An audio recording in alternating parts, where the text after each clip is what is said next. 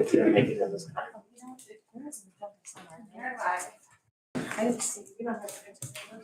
Yeah, it's just roll call and then there's public comment. Are we doing like lunch and all that? Yeah. Okay, call to order. It's still 7 p.m. Phew. Good evening, all. I welcome you to our 2023-24 budget workshop. Clerk, could you please call the roll? Yes, council members Caulfield, Yes. Brenner, Present. Gallagher, Yes. Wiener, Present. Rowan is to be late, McMillan, Here. and Beard Hodges. Here. We have a quorum, so we will move on with our agenda. Next item is our Pledge of Allegiance. Pledge allegiance To the flag of the United States of America and to the republic for which it stands, one nation, under God, indivisible, with liberty and justice for all. Next item on our agenda is our public comment portion of our meeting. Is there anybody who would like to speak tonight? Okay, seeing none, we will close the public comment portion of the meeting and move into new business, which is our primary reason for meeting this evening, our budget workshop for fiscal year 2023 and 24. This is a charter requirement that we convene this workshop. The expectation is that we will adopt a budget at our May meeting, which is only 2 weeks away in this case. And just to sort of set the stage before handing it over to our team, financial stability is certainly a fundamental building block for any high-performing community, and without it, we can't accomplish anything. So it has been our top priority to ensure stability, long-term stability that remedies the systemic barriers and other issues that have plagued us hitherto. And it's really been the essence of our GSD, Get Stuff Done strategy. 1 year ago, this body adopted a $1.1 million deficit budget. I'll repeat that, $1.1 million. We've worked very hard over the course of the last 12 months, and we still have much work to do. But due to some tremendous focus, acumen, and management, you will see tonight we are in a much stronger position. And residents, you will also see that much like you, we aren't willing to settle on public safety. And with that, I won't go into any more detail. I will turn it over to City Manager Seisland. I believe Assistant City Manager Rofi will be playing a role, and certainly our new Finance Director, Ginger Moriarty, who knows how to make her mark right out of the gate. We're very glad to have you this evening and in time for this budget cycle. And with that, I will give it to you, Nick, or should I go to Ginger? Yeah, I can start. And then again, thank you, City Council and members of the community, and also to our administration team. Certainly we've had a lot of people helping out, and we got to thank as well our past administration members, Jane Blayhut, who devised this budget. And we also, within the transition of her retirement, we also had Mr. Rothi assisting with the budget as well. So I certainly have to thank him for his hard work. Ginger coming on board. Ginger, it's been about 5 weeks now that you've been with the city. Integrating into the budget and learning everything there, and, seeing how, we were doing things and how, moving forward, we're certainly change some things up. So you'll see a lot of that reflected in the budget and in the incoming budget next year. So, we have a great team here, and certainly want to thank the administrative staff as well, Micaiah and Courtney and Megan as well, for helping to, get this budget books together. And everybody played a role, all department heads, and, bring their budget information on time. And so, with that being said, obviously you hit it well, Mayor, that this is a budget that, as we are standing right now, we are currently in a surplus of $150,000. However, that does not mean that we're exactly out of the woodwork. This is something that we need to be, attuned to, that it is assuming that we are going to have a sale of a property, which certainly helps out our case in this budget. And I'm very confident moving forward that reviewing this budget further as we're going into this upcoming next fiscal year, you're going to see even more improvements, more efficiencies, and other revenue generators that we can introduce. And so certainly I'm excited for where the future of Grosse Pointe Park is heading. And I'm excited to be a part of this team and the city, and it's a blessing. So in the midst of all that, having the retirements, transitions, and my son being born, it was kind of a little bit of chaos, but we got it all done. So what I'm gonna do first is we're gonna go over just a brief PowerPoint, just some highlights right now. That I think just some real things that we should really be looking at. And then after that, I'll kind of be going over a little bit, highlighting, some of Ginger's, letter that was addressed to the council. And then what we'll do after that is we'll go into the budget items, we'll go by fund. I'll try and, take one department or not, pause to see if there's any questions, and happy to answer as much as possible. And then obviously I'll have our assistance of our team too. If there's something where I can't get to it right away, they might have that answer. So, Warren, take it away. So what were the revenue adjustments to the proposed fiscal year Do we 24? have a copy of this presentation? This is just a PowerPoint presentation, That's but what I I'm can, asking. Do we have a copy of this? no, this was just a PowerPoint just for here, but I can print one out for you. Please. Yeah, Thank you. absolutely. And I'd so, actually like to take notes on it. okay, Uh, do you have paper or want me I to give you some do, paper? I do. I just wish if we were looking at a PowerPoint that you're going to go over that, we could actually have it in hand. Okay. Would be helpful. All right. Revenue adjustments that proposed, there's an increase of park and recreation fees. We did see an increase of state shared revenue of almost 171,000. There was no rollback of the millage rates due to the rate of inflation. So this actually capped our millage rates, and they didn't have to roll back this year. That is, since I've been here, has never happened. So it's certainly interesting. Property tax increase with that was about 460,000. This is, again, as I discussed, assuming the sale of the Alta Road Pitters property.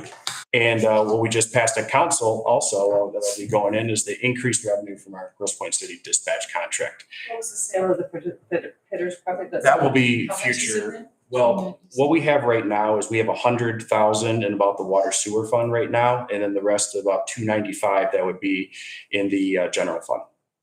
And it's in there now from this. That's in this proposed budget right now. And so obviously, we can discuss as a council when that happens, where we can allocate that money, but that's where we put it for now. Next slide, please. Cost control highlights that we implemented this year. And these are just highlights again that happened. The city forester retirement saving us about 30,000. Entered the joint defense of city council did with Grosse Pointe Woods for the flood lawsuit. Our new insurance carrier of Nickel and Staff from 30,000. Reduced non-union benefits, resulting in $25,000 of savings. City attorney fee reduction of 20,000. CVO and other building fees adjusted. And as you can note, the Blue Cross Blue Shield drug plan with the Healthcare Coalition saving us about 48,000, and the reduction of 7 staff members resulting in roughly about $500,000 in annual savings. Next slide. Here are some potential revenue and adjustment opportunities we should be looking at for this next upcoming fiscal year. An increase in parking revenue with new parking meters and fees, additional city property sales, city lighting to LED saving energy costs, which could be about $100,000 in annual savings. Right now we have mercury vapor and high pressure sodium lights in our community. And certainly they eat a lot of energy costs in our community. Further consolidation of services and equipment with the other Grosse Pointe communities, grants, collective bargaining. We have 4 collective bargaining contracts that are expiring the end of June. We do have the pension grant, which the state of Michigan didn't put some information out. And so we have until, I believe it is mid-June to apply for that. And then we will find out in July or August whether or not we get funding from that pension grant.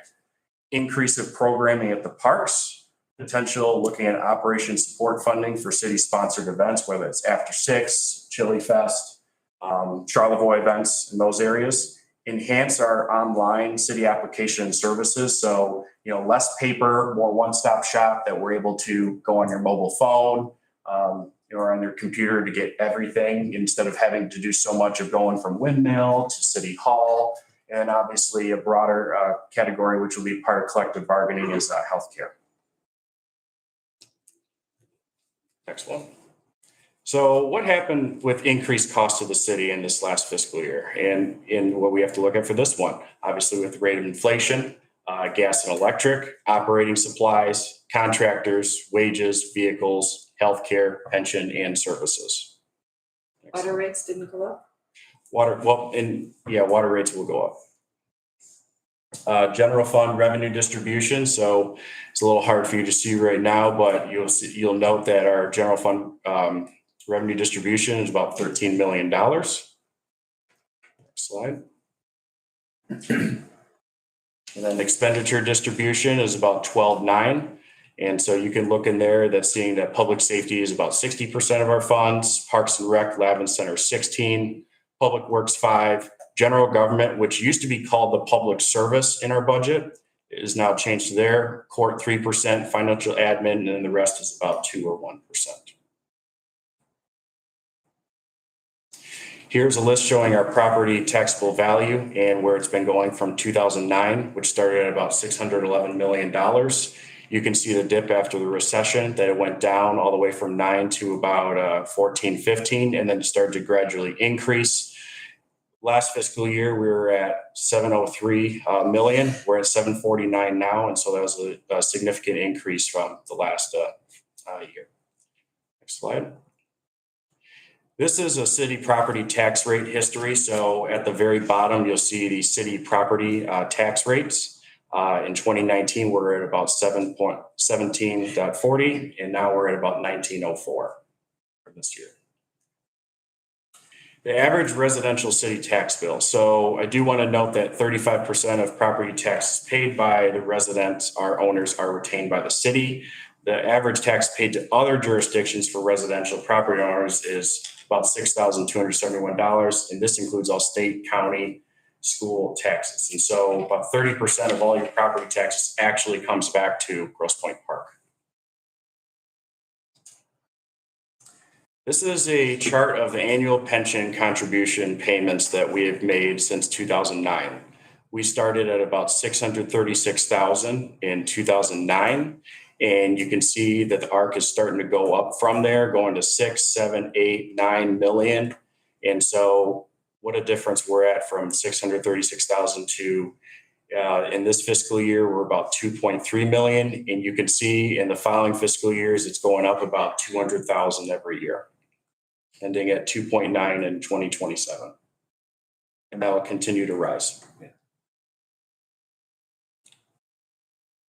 Couple highlights on capital improvements noted in the budget. So we do have budgeted the City Hall parking lot resurfacing in there for about 447. Playground equipment replacement at Windmill Point. We're going to do this as a 3-year phase, so 15 grand for the next 3 years, replacing equipment there. Computers for the city for city services. Doors at the lift station at Patterson at 5,000. Parks server upgrade, about 8,500 for their computer server. Retaining wall around the Lavin Center, mainly around the pool area. 4 new public safety bay doors. Currently, their doors are the originals.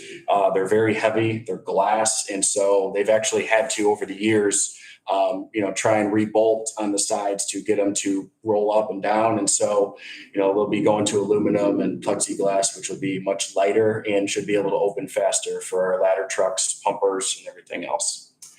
CAD computer for public safety. This is not your CAD engineering computer. This is a dispatch computer.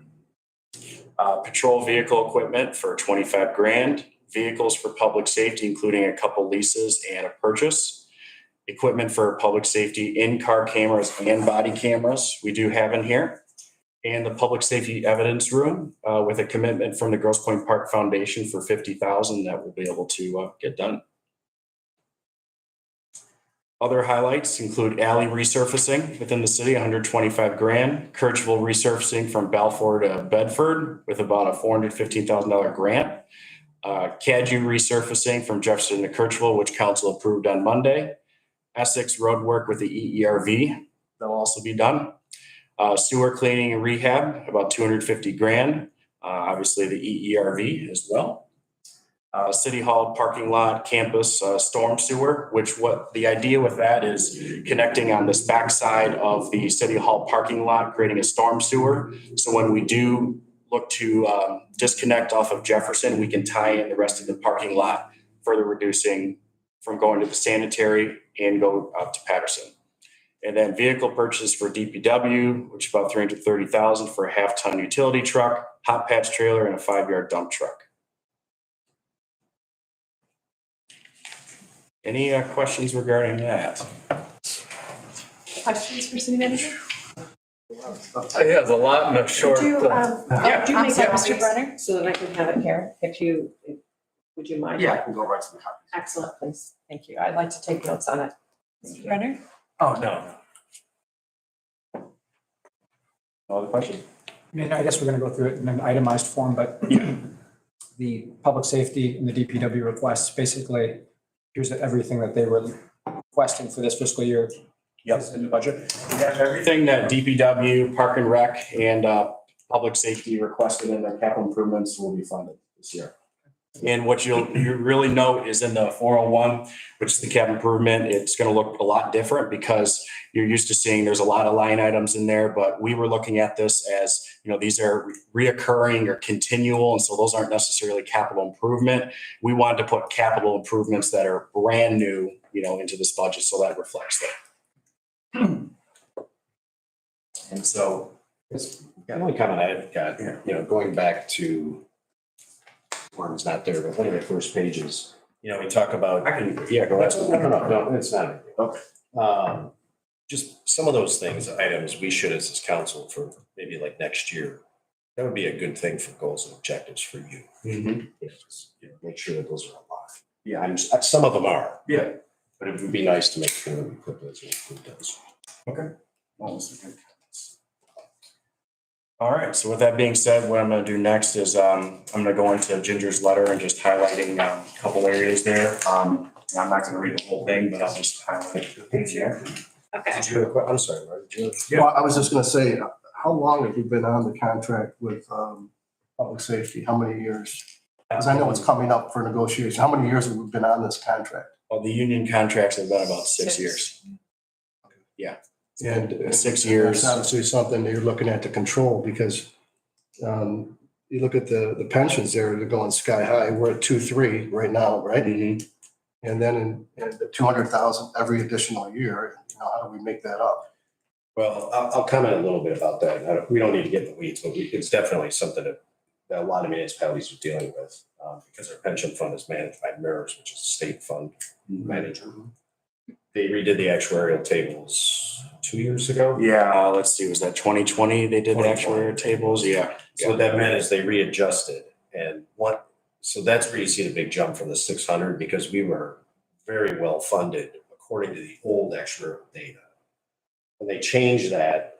And Mortality rates. Yes. Mortality rates, Yeah. actuarial mortality rates. Yeah. When they changed that, it increased the term of how much we have to pay, which shortened our fund balance, which means these are catch-up payments. So the life expectancy, much earlier was, let's say predicting that you'd be deceased at 65 or 67. Well, now people are living longer. And so you're assuming the rest of that risk, liability for the upcoming years. So Because it's a big jump when you look 10 It years is a big ago, jump. 10 years ago, we were at 900,000. Right. Now we're at 2.3. Yeah. yeah, and so now because it's on a catch-up, it's mandated that we have these payments. These aren't us just saying, oh, we'll pay this, that. Yeah. We're forced. And it's not just us, it's a lot of communities. And I think it goes up to, last I checked, 2038 for the catch-up. Yeah. 2038, we would be fully funded then. So it's That would be actually at our, $4 million. that would be our and our last payment will be 4 million for the year. And so what that is our current pension payment for what's being needed, plus the catch-up to increase the fund balance. So that's why you see this big jump. Is it in our interest to keep us, to negotiate a 6-year term? Does it give it more flexibility to have a lower term as opposed to 6? I think it does certainly give some flexibility if you have a lower term, in that, would certainly be helpful. And depending upon, what the union would like to do, seeing, you could have had a case where, COVID changes everything. And so now everybody's having to look back at, with rate of inflation and costs. And so absolutely, yes. It's something that we should be looking at of, probably a contract that both parties will look at and probably shorter than 6 years. So my understanding is that past contracts were Thank you, Warren. simply extended Yes. Sorry. Yeah, they were extended. without approval of cuts. Yes. Which, and I mean, I suppose it's a legal question too. Does that invalidate them if the proper actions weren't taken, but in City Manager Seisland, there's also the legislation that was passed that will likely result in some dollars to us. The pension grant, yeah. Correct. Are those numbers factored in? They are not factored in. So that could be another cushion, that could be another Well, from budget our, relieving. from our understanding is that, I don't think it's generally gonna go right into the city budget. They're just, it's gonna be an in and out more so than likely, so. It'll reduce that payment aside the It'll- expense on the. Yeah, we'll see what MERS provides us. Yeah, we'll go to 60%, but then in the following year, it's gonna Back up. drip here again. Yeah. I think it's important to understand that the amount of the funding is based on the 2021 actuarial. And given the market conditions in 21 versus 22, get that actuarial statement, you could see a change in your funding level. So with the funding that Nick is talking about coming from the state, that's going to help our funding level to bring us up in compliance with PA 202. To help us to achieve the 60% requirement. We're at what percent right now? 52, 54? I think we're at 54% right now. 54? I've seen it once. Yeah. I haven't studied it fully yet in the last Yeah. weeks. Nice to meet you, Ginger. Welcome aboard. Thank you for your help. And I'll further articulate that grant payment, again, what Nick says, that will not pass through any of these funds that we're approving the budget for. That will go right into Directly the into- MERS Yeah, portfolio essentially. So you won't, Yeah. it won't offer budgetary relief in the sense that it's money we can spend it, but it will absolutely help and increase the assets in our funding level, which all else equal, it can affect, the requirements that you have to put into the pension system every single year. So it will help, but it's based off 2021's calculations like Ginger said, and we all know how 2022 went with the stock market, so yeah, I'm interested to see, and we get those in June, the new pension numbers. Yeah. Or July, depending on the rollout. I don't know if MERS is gonna want to do quick this year or not with those. Last year. Absolutely. Perfect. Okay. All right, so I'm gonna go over a little bit of Ginger's letter. Obviously, most council here, this is now your second budget. And for Mayor Hodges, this is your fourth. It's interesting, you had made a comment that it was a charter requirement that we actually have this workshop, and last year we did not. We did have. We did. this. Did they just do one-on-ones? We did, no, that was, no, we did, yeah, Yes. yeah, we did it last year. Yep, Must have been fun. yeah, no, we did it last year, and so, Remember? yeah, We did? yeah. We were in this room? Yes, Yeah. the date of it. Yeah. we even have. Okay, good. Yeah, no, we were in the office together, you and I, and. All right, I Jane. remember the one-on-ones, I just. Yeah, we did the one, and we did a lot, especially as a new council member, there's a lot to digest, and even still, it's a Well, lot that's a to lot now, digest for yeah. everybody else, and so, yeah, we were in this room, and, per the charter right now, it discusses that, the budget is to be presented and worked on in April. And then the charter also requires that the budget is to be adopted by the third week in May, and so, we're reflecting. Only in May, Yep, so May, yep. And that's that. All right, All right. continue. So general fund consists of public safety, general government, public works, parks and other governmental units. Revenues are exceeding the expenditures, 13 million over about 12.9 roughly. In this budget, we do not have increase of wages reflected yet because we're waiting to pen with union contracts. So there will be many budget amendments that we'll be seeing at this upcoming year for city council. Not only just with the union contracts, but also just as the way Ginger and I are looking at these budgets and seeing if there's some reflection changes that we need to make. So be prepared for those this coming year. As in any budget, it always moves. Yep, it always moves, you never know. Ginger, this is your budget, or is this Jane's budget? Jane's budget. James. And you're not. I've done a few tweaking. It's not my budget. But I think that goes to say that's probably why we'll see a number of potential. I found some things, questioned some things, said, do we need this to be here, made some adjustments. I rounded the budget to Mayor's Fund, it is a budget, it's dollars and Right. cents. I added an assessing department, reclassified a few things. It looks a little bit different. It's laid out differently. A little bit, Yeah. wait till next year. Change Change is good. Yep. Oh, absolutely. And then, and that there's a transfer out on the general fund, the capital program fund with the 2019 capital permit bond, which was the city hall repairs. I did discuss the inflation, and so I certainly appreciate the hard work Ginger put into this letter and putting the tables together for us. I won't go over all those tables, but it was a helpful explanation in that all funds 2023 tax rate request, explaining why we didn't have to roll back those rates. I do want to highlight personnel costs, and so our major expenditures in the general fund are wages about 5.1. Again, this is prior to negotiations. This is down 4% over fiscal year 23, projected based on reduction in city personnel of 7 positions. Wages and salaries make up 40% of the total requested funding. Uses about $12,917,800. In all other fund salaries, wages are in special revenue enterprise funds budget, about 1.1.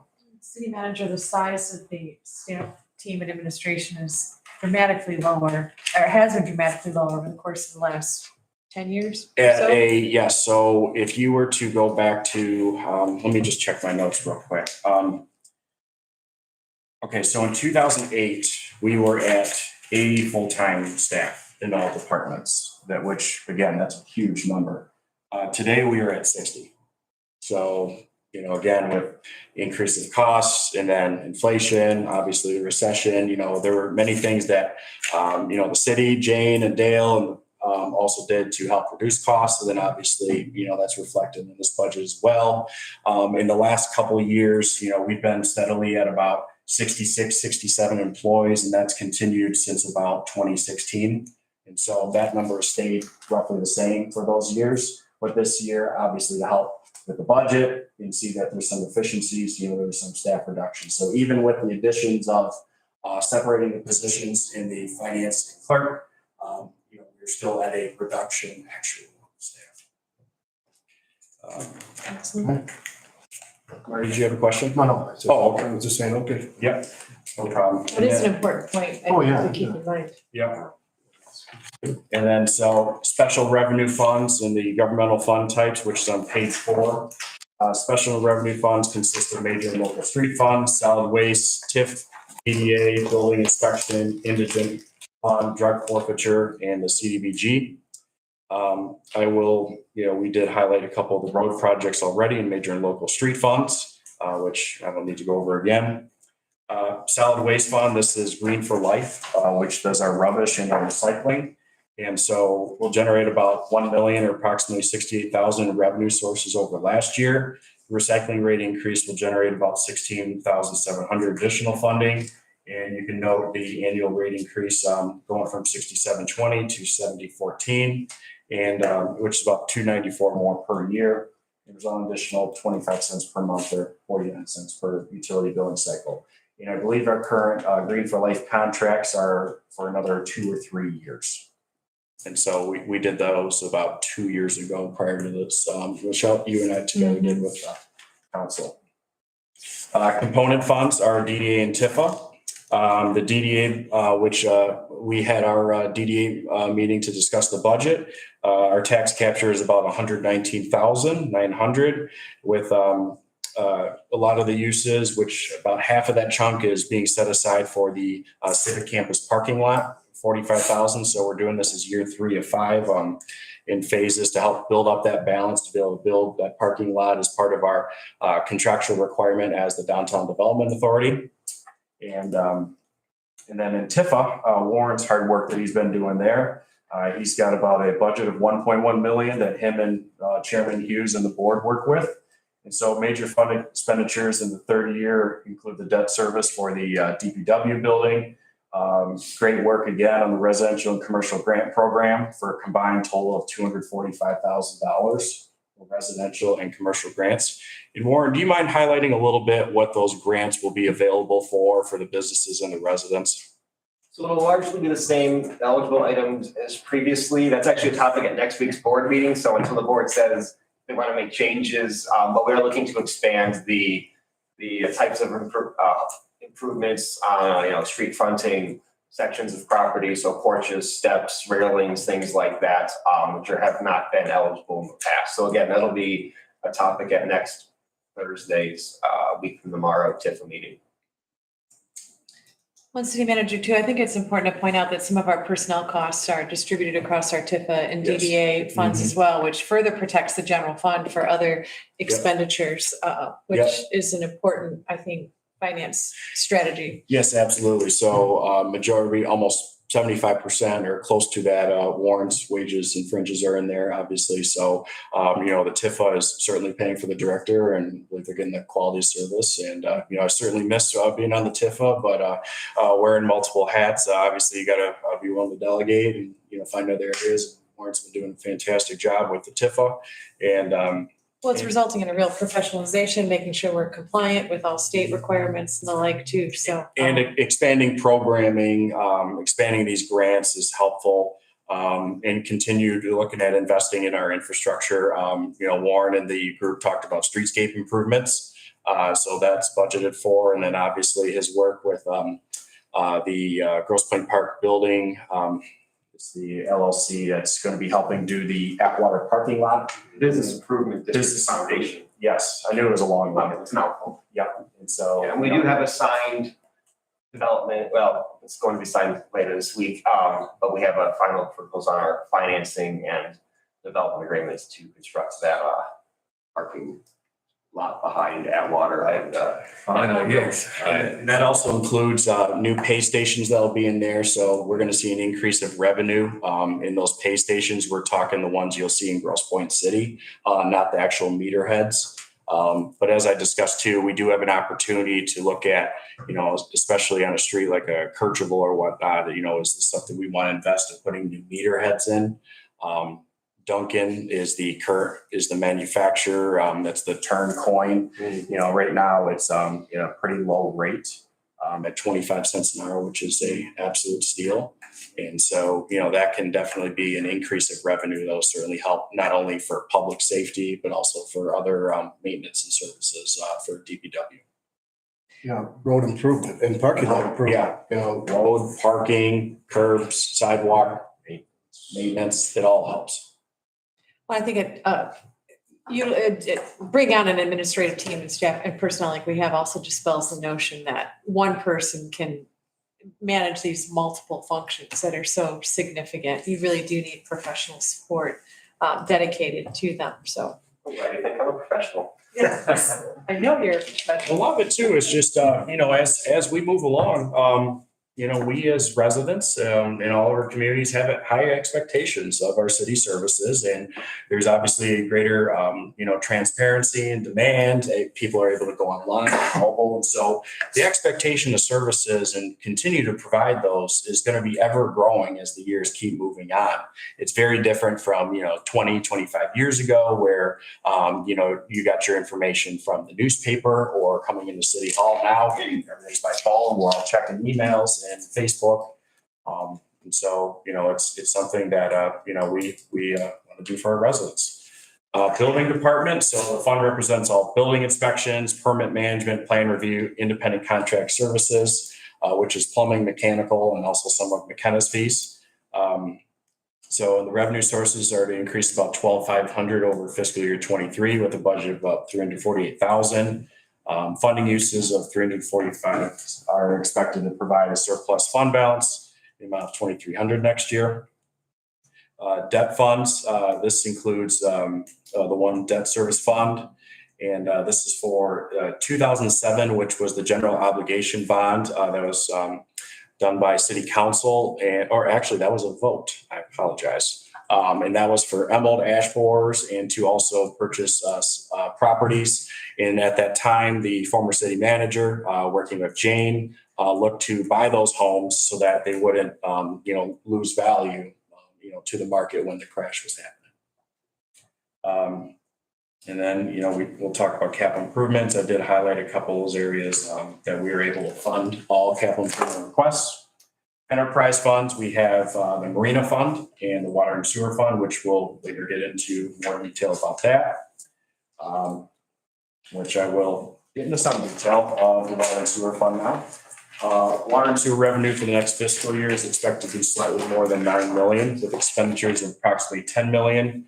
reflecting deficit budget plan as the use of the funds net position of $1 million related to the revenue generated from the collection of the new millage rate last fiscal year for infrastructure. Water and sewer charges are based on utility rates and is the major revenue source of the fund, with water and sewer usage predicted to generate about $6 million, making up 67% of the fund's sources, including a 3% as proposed right now of a water and sewer rate increase, as we discussed too at City Council. The second largest revenue source will come from the water and sewer millage, which is about 1.8 million, making up 21% of the total revenues budgeted, and 2 donation commitments of $1,030,000, which is the Cotton family as well for their generous contribution to the ERV, and as well as our Grosse Pointe Park Foundation, which assisted greatly with that $130,000 assistance. And then with the estimated total of the project, about $2.8 million for the ERV. And I certainly wish I could have been there, but I had more pressing family matters, and so I'm glad you guys got to enjoy the great victory for the city. Yes. Yeah. And then last but not least, Marina Fund. Funding comes from boat well revenue, and we were looking at about 3% increase over the last fiscal year to generate $332,000. Funding uses are planned at $243,400, building the fund's net position by $89,300.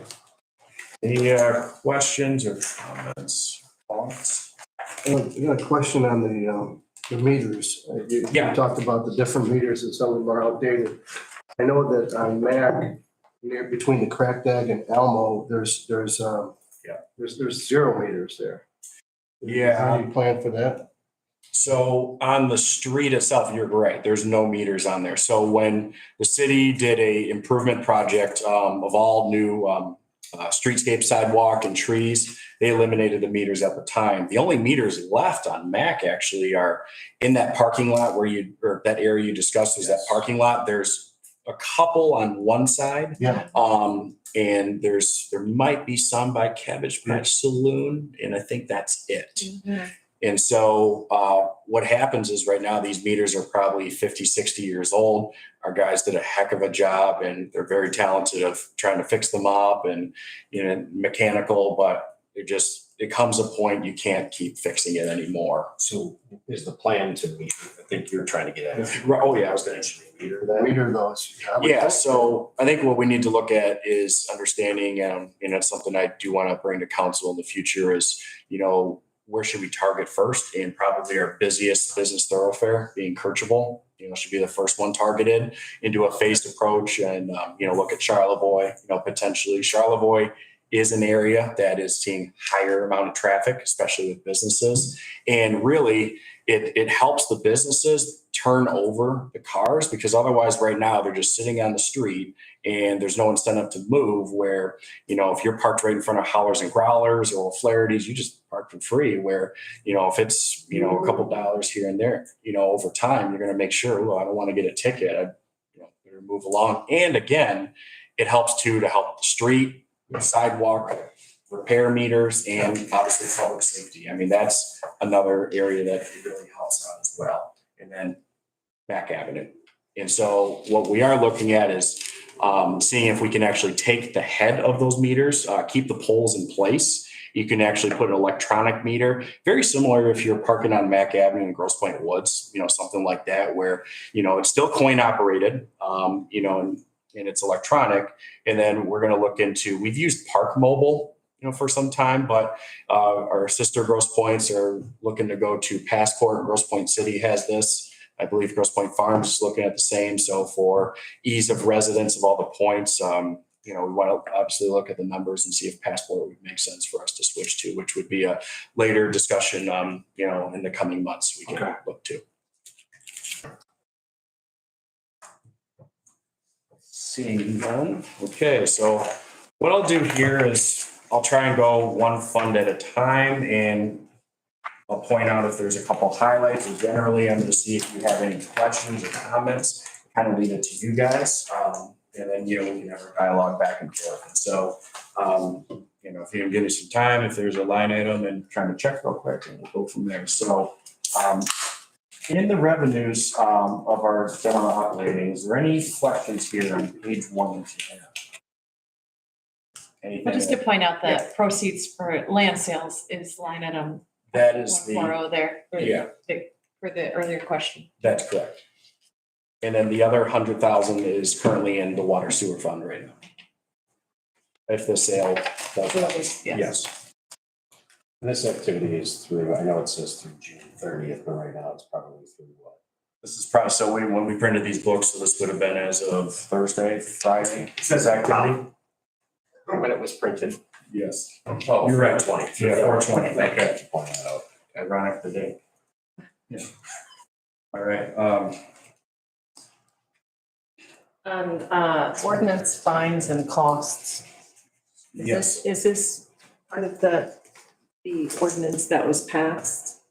Can you just speak to that? Just Are we clarify what talking that is, the, please? Just ordinance fines and costs here on there. Yeah, so. Just clarify what that is for me. Thank you. Yeah, so that is a combination of parking tickets. That's also a combination of tickets from public safety, as well as other ordinance fines.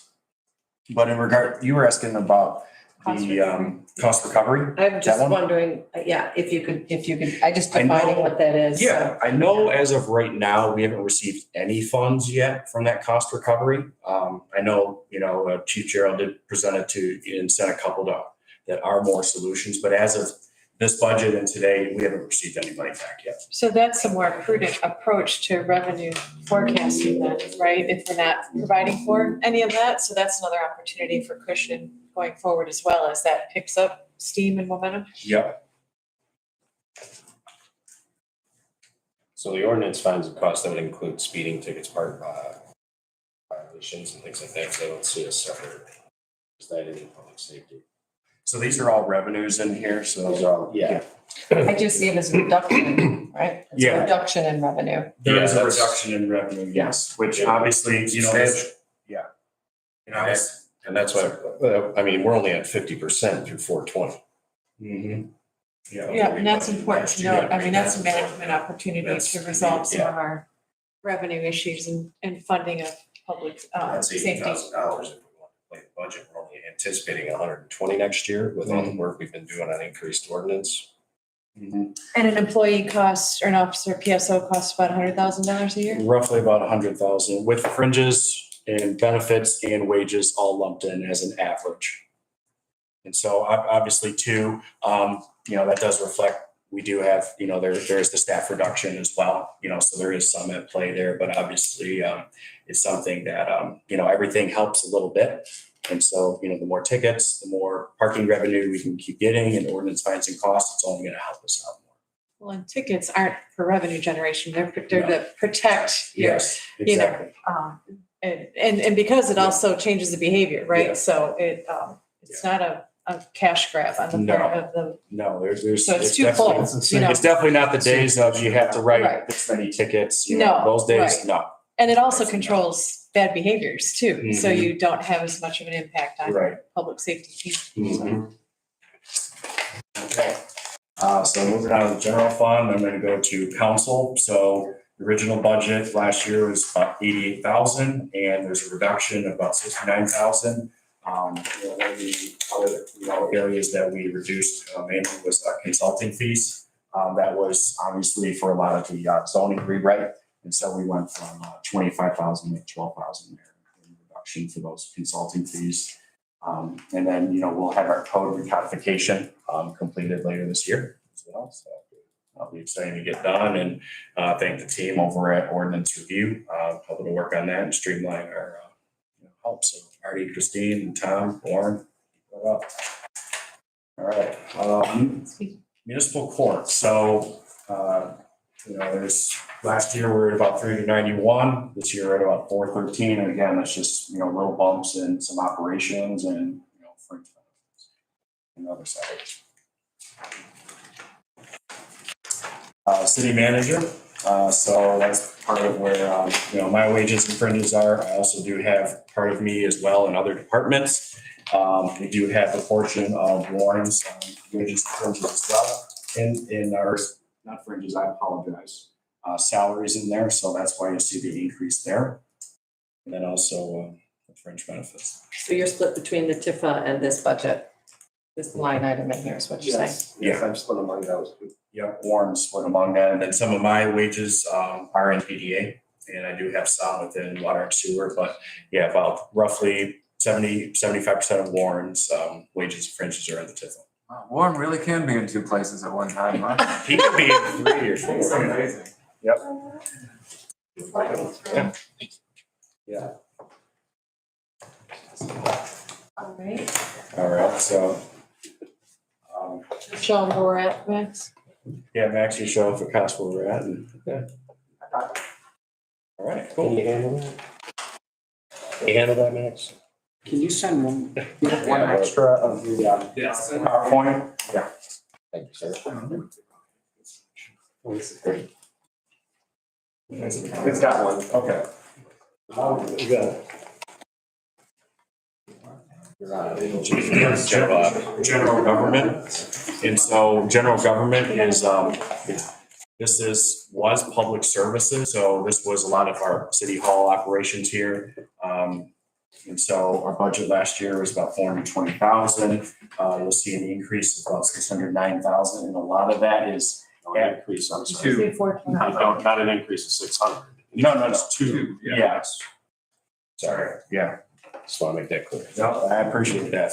Yeah, I don't want that. So, a lot of the increase in those areas, we added to, which were in other funds. And that's where you're going to see in a lot of these funds, there will be a lot of ebbs and flows. And a lot of it was just transfers to other areas where maybe it was in one department of city clerk or financial admin. And so there's a lot of moving parts within here. And so that's why you'll see included, obviously, is going to be our audit report, GRS actuarial, antenna services, and then also closing costs depending upon the sale of the Pitters property. And then also we have the Kelly firm, Kirk Huth and Lang, our labor attorney as well, and then other legal counsel services. And so that's a majority of where you'll see a lot of that change as well. We did add to, IT rate, which had been put into the 401, which is capital improvement. We moved that into this general government because that's a reoccurring continual, and that's our IT provider for the city, where they're now changed to BC3. So it's safe to say, just for clarity, like if you look down, like litigation prosecution, so we moved a lot of these from another area to Correct. here. That's why reflecting. That's almost why. 200,000. That's why, yeah. Good. Yeah, so these were Just all, clean it up. budgeted areas in the years before. We're just moving them into their departments and switching how they look. Did you have a comment? I was just say, like, for example, legal fees was in the finance department budget. We thought that's really more of a general government function. So it's still in the general fund, but let's just put it in the general government category. That way, as we go forward, we're not hunting for where's legal fees, right there in the finance department. That's kind of the logic behind some of this. Likewise with the IT contract, that was always put into the 401 capital improvement fund. That's not a capital improvement. That's an ongoing payment to a service provider, which is funded by the general fund already. So we just put it directly into the general fund to, again, just aid in showing true cost of services. Like Tom said, cleaning it up. Okay. Next page is our elections. And so again, just kind of moving things around. We went from to about 86,000 as requested budget. And so, Megan obviously taking her first step too, looking at the budget, what she needs, and, a lot of her needs were also thrown into that general government area. And so that's why you see some of that reduction in general government. Is the primary budgeted? So is the primary, did we budget for the primary?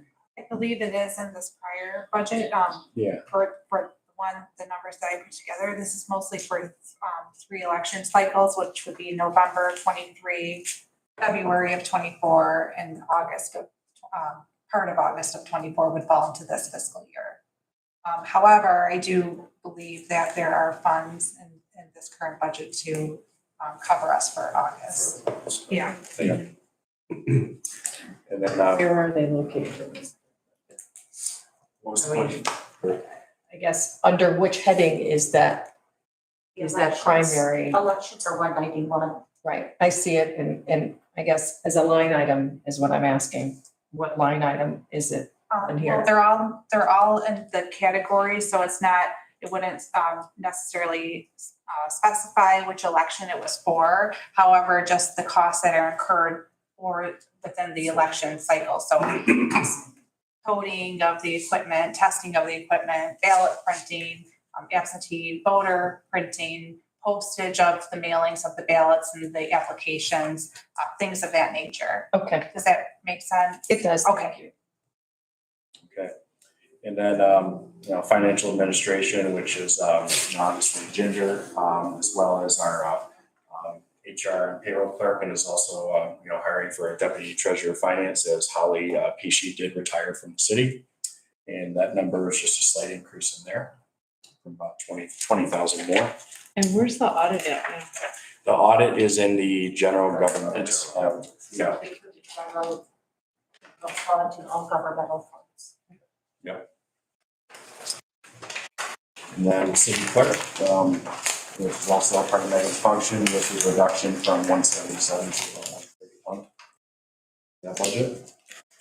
As Ginger did discuss, we thought it was important to create a separate assessing department. WCA is our contractor that we do for assessing, and we have on Thursdays. And so, this is a brand new department, and so we'll probably be seeing a couple of brand new departments potentially, and again, some more footnotes and information for council.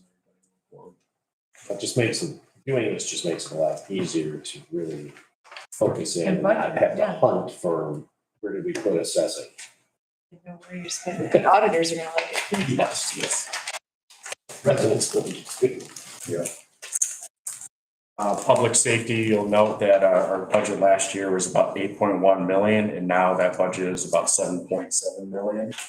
Obviously, there was the reduction of several officers in there, and this was discussed in our last budget workshop last year due to retirements, and we also did have some that did choose to go to other communities, whether that was for personal reasons and or also for wages, fringes, benefits, and honestly some too of looking at do you want to do public safety or go do police only, and that option is available. And so we wish the best of luck to those officers, and also this budget does reflect as we discussed, and I let council know the community that Chief Gerald is budgeted through the end of this fiscal year, and then he will not be after starting in the new fiscal year. And this budget does provide for 6 officers Six per officers, shift, which is 4 the, shifts of sweet 6 spot. officers, yes. I think that's Yeah. really important to highlight. So as it was noted, Tom Gamachia, who just retired, we're looking to replace him, so that would bring us back to the 4 shifts of 6. How many officers do the other communities have? So Let's say In Grosse- our neighbor in Grosse Pointe City, you're Yeah. looking at about 5 on a shift. Grosse Pointe Farms is anywhere from 5 to 6 on a shift. And some of them, they have fire specialists in the farm, so it's a little different. The Shores is 4 on a shift, and then Grosse Pointe Woods is 6 on a shift. I think it's important to note that Grosse Pointe Woods is a larger Much larger. municipality than us, and they have their public safety reports reflect more activity, and they have 6 officers per shift, the same as we're. But I think the chief mentioned in our meeting that he actually has less per shift, at like 60% of the time. Didn't he say that? Well, 60% show. He said, yeah, he said if they show up. It's not that We said it's not that they're 60% of the scheduled. time, shifts are at. They're 4. calling off, Yeah, they're not coming into I work. thought we said 60% of the time he's got 4. Right. That's, Two yeah, don't because report. no call, no shows, or call offs or sick. And so that's 4 PSOs, 2 command officers, and we do, right now it's allowed that 2 officers on a shift are allowed off. And so that's why you see a lot of that happen. So that's where the other So- opportunity is, I think, to improve public safety is through management solutions that aren't necessarily cost centers. So having, editing some of those policies to better reflect Yeah. the kind of behaviors that we want and ensure that everybody's functioning at their highest level. I mean, we're doing everything we can, as is seen today. The fact that we do have 6 officers per shift, I think, is something remarkable that really needs to be celebrated tonight. And we need the support of the management team too, to really remedy and find those efficiencies. And Nick, you might want to talk about consolidation too and some of I the, was just about to bring that up. Yes. see, I can Yeah, read your yeah, mind. So, And I know Mr. Brenner wants. Yeah, no, and I just, and this isn't really the venue for it, but, I mean, when 60% of the time we have a third of our staff calling off, I mean, to me, that is indicative of a larger issue. A third of your staff is calling off 60% of the time. I mean, that's hard to wrap my head around. Well, that could be something, I think, Mr. McMillan and the Public Safety Committee in that too, to help support our staff. Yeah, team I mean, it's and worth- figuring that out. I mean, we're all in this together, right? I mean, is it a morale issue? What is it? We need to get to the bottom of it. They need to know they're supported. They need to know what's expected of them. I mean, that's what a performing team does. So and perhaps you can help work in tandem. Sure, yeah. And I'm very confident we're gonna have, good faith collective bargaining, with our command union, with our dispatch union, and also our PSOs.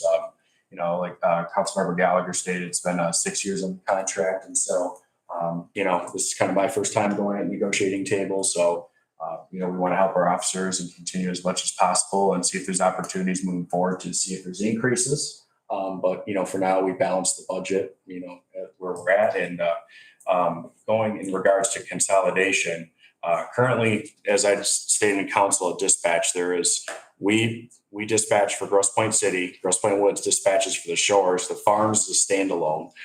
Grosse Pointe Woods and I are currently trying to see if there's an ability to be able to see if both of our dispatch centers can operate together, see if there's that effort. So we have, we're trying to look at, can the technology work between us?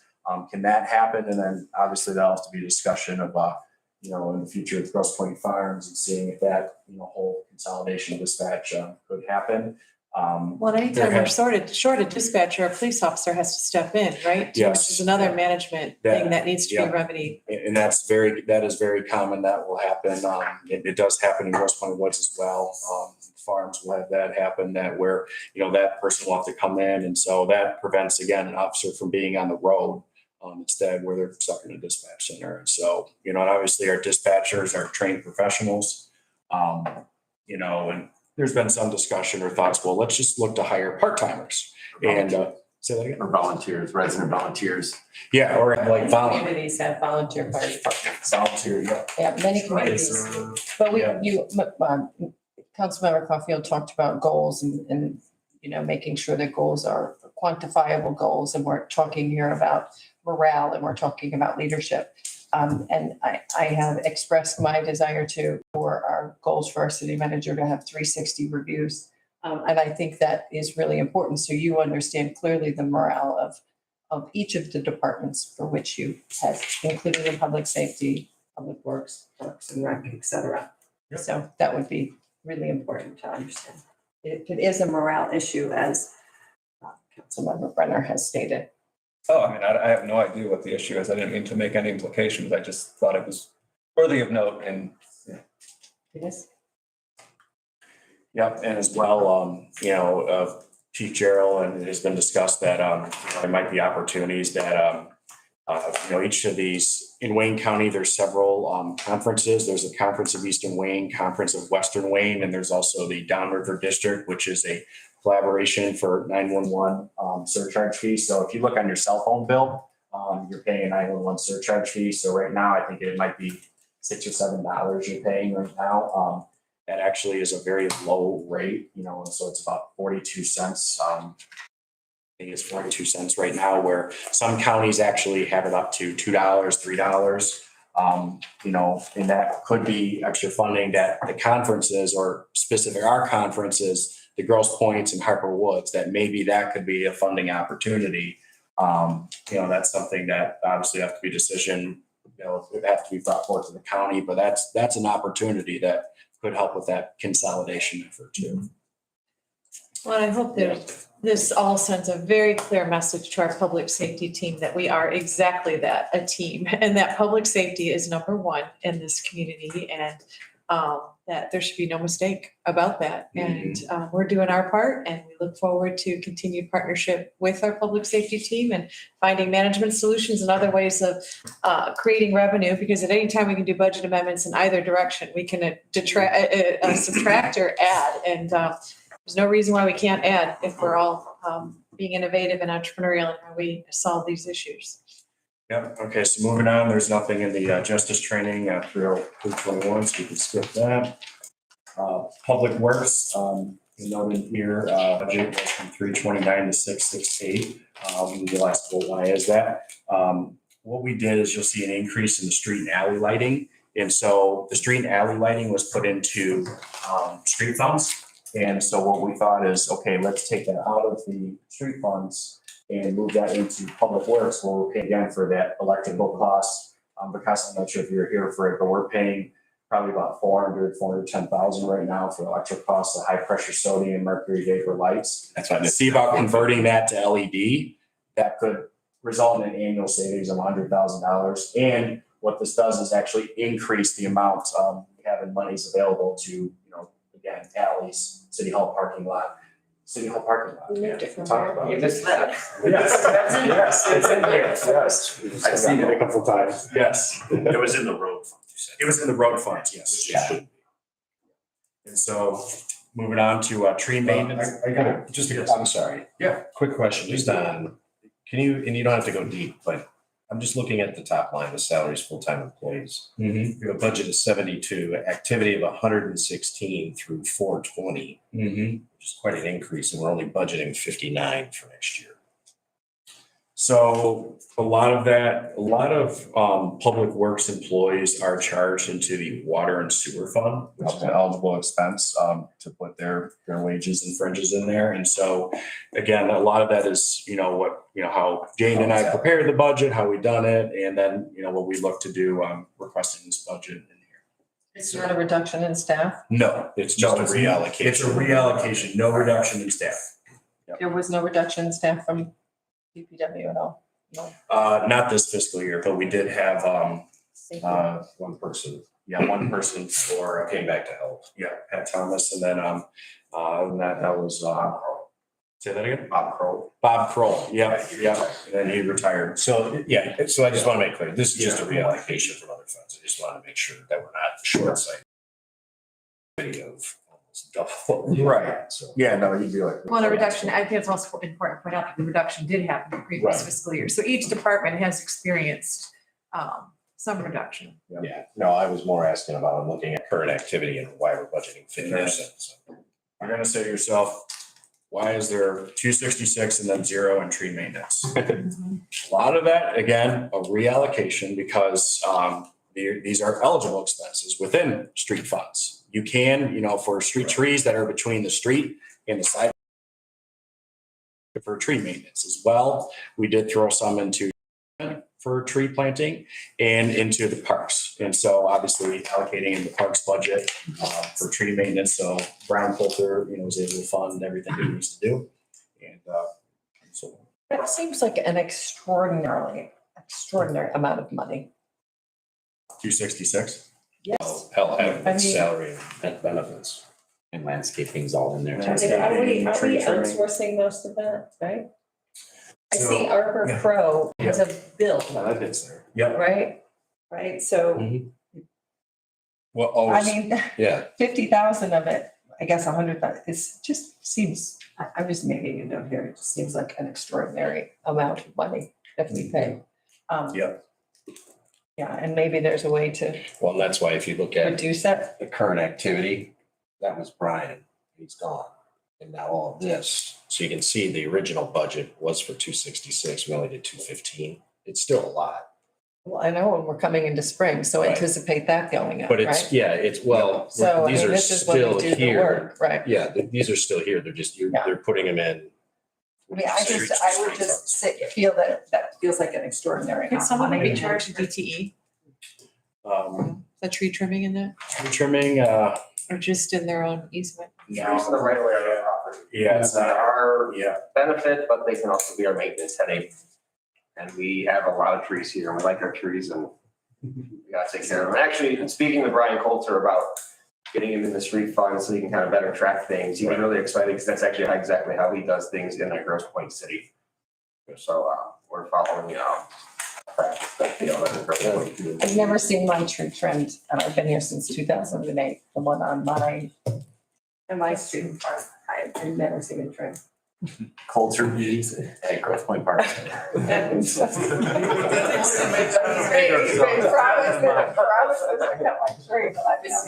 just want to make sure, I mean, if there's something that needs to happen here in order to be fiscally responsible and prudent, let's do it. But I don't want to leave this conversation if that's not the case, fully managed and it is austere or not. I mean, is it overfunded or, I mean, is.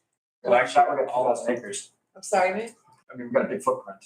It's all about. Right. It's a lot. Yeah. Yeah. I mean, tree removal is not cheap. Yeah. I just want to be fair about that. Yeah. And I'm just you. wondering if there's some of our in-house staff that can actually do some I of was this. just gonna say, Like, you know, we'll talk about, I'm sorry. last year we bid out the contract legal. Is that something we can look at for tree trimming? Because, I believe it's quite high and, some of it is maintenance and some is when we have a tree come across the road, we have to just pay that. But it does seem like we could maybe bid that out a little more. We used to have another company, J&W, who did a lot Yeah, of work. so I was gonna answer Michelle's question and you're going right to it. So J&W used to do a lot of tree trimming in Grosse Pointe Park. And then I believe he retired and his equipment was getting older. And so Brian Services switched to Arbor Pro. Grosse Pointe Farms and City are also having the same problem where they used to use a company by the name of Shock Brothers. Shock Brothers is no longer. And so they're using a combination of Arbor Pro as well as there's I think Detroit Metro Tree Company. You might be seeing their trucks around more. And so he's continuously, looking at seeing, can we find, contractors with efficiencies? And again, with, gas rates going up, costs of personnel to hire, to help maintain those trees, it's definitely a fluctuating thing, but it's something absolutely, we could talk with Brian Coulter, see if there's some more efficiency. And if there's even, an ability where maybe it could be a city farms park contract, RFP initiative. That's Yeah. what would probably be the goal. What we should look to do is sending out a, Grosse Pointe wide and getting more bidders and to reduce costs. Talking to him, I think he's done that because he does use the same companies in all the cities. So Yeah. you're gonna get all three. You gotta cut the price down a little bit. It's always good to check everything. Mayor Pro Tem, did you have something? Just a real quick note, I mean, if you look at one of the larger line items there are supplies for landscaping trees. That's our annual tree buying that we then turn around and sell or offer for sale. Right, yeah, so where's that, I was asking, might be my question, where's that revenue? Some of that going? is Yeah, offset. Right. Mhm. Where is it reflected in the budget? It probably is revenue, Yeah. General fund. because that's where we come in with the sale. Let's see what it looks like. I don't know if it's lined item out. It might be. And it's probably not huge, but it still helps. Mr. Yeah. Burns? I was just gonna say, I mean, It could be in miscellaneous revenue income, more than likely at the very bottom of revenues. Could be. I see weed cutting. I see weed cutting in the general fund. Does weed cutting belong in the general fund? Maybe. Well, that's. I guess those it's. revenues. If you don't cut- you don't cut your Throw it. yeah, just, on the 420 budget. No, that's like if we went out and we cut down weeds and charged the homeowner because. Oh my God, really? Okay. You get a couple warnings, if 2 warnings, they don't cut, then we cut it, and we try to get charged back. I don't know. In-house guys can do even. Oh, We're yeah, asking yeah. more of everyone within each of the departments. Maybe there's something like it, we're asking our police department to step up and do more. We're asking our DPW guys, maybe we should be looking to do the same within Parks and Rec. And I hate to belabor the point, and I 100% agree, like if there's any way that we can go out and get new contract bids, et cetera, but just a sense of perspective. I mean, I had 1 tree trimmed in my yard a year or 2 ago and it was like $3,500. And so, I mean, 200,000 for the budget for trees and such seems to me not entirely out of line considering the volume of trees we have in this town. So, Trust me, I run insurance for one, and when you put a climber in a tree, yeah, exactly. Yeah. your insurance rates are Yeah. insane. But yeah, absolutely. By all means, any way that we can reduce costs and Yeah. do some extra due diligence, that is certainly when you do that. 3,500, I need you guys, mine quoted $8,000. I was just a trim, yeah, it wasn't even like removal of. Garage is up in here. Garage, sorry. I'll continue. budget 765 last year, and then there's reflected increase at 859. And I believe a lot of that increase you'll see is normally in capital improvements, and you'll notice that in recreation as well, where we had, maintenance items for park and rec. They weren't really capital improvements, and so we just threw them into this department. Again, that's everything from painting the fence at Windmill Point Park, the boardwalk, other maintenance items that Park and Rec needs. I believe in here as well as refinishing is for the Lavin Center gym floor. It'll be in the Latin Center. In the Lavin Center? Yeah. Parks and Rec, close there. I know one of your PowerPoints was increased. Where is the revenue line? Is it for Parks and Rec? Is it combined? under Lavins, the revenue. Because we're looking at, Because there's no revenues under we're looking at appropriations right now. Yeah, you're looking at appropriations. So We'll get to. We'll get to the revenue? Okay, Yep. because that is gonna be, okay. You know, Well, some of the revenue in regards to movie theaters and that was back in the. yeah, I saw that. I'm talking about, yeah, you look at maintenance and repair and all this operational stuff. Recreational charges are in the first page of the First budget. page, Yep. yeah. Yeah, it's 1,000,626,090. The Big activity, increase in there. yeah, the activity right now is 210. It was budgeted 145. And we're projecting an increase in revenue to 220,000. So $10,000, less than $10,000 increase in, okay. Yes. The fringes on that page, you're at 160 for your original budget, and 22-23 activity is 26. Then you're back up to 167.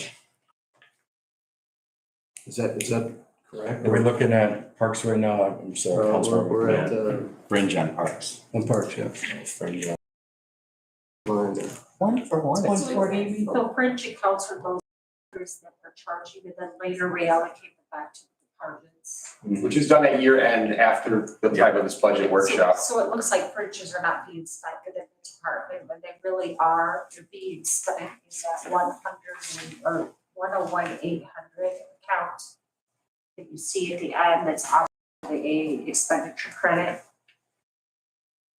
So at the end of the year, Marty, we Oh, make okay. a fringe. I Yeah, plan just- I to just- make changes You got- to that. Yeah, fringe adjustment. All right, okay. Ginger and I talked about that. It's, yeah, so what happens is we take our fringe benefits and then once it's come in at the end of the year, then it's allocated throughout the department depending on. Probably should see it with- Yeah, I just saw that big jump there. It's like, wow. It's really hard to track throughout the year. That's a big question I have, like.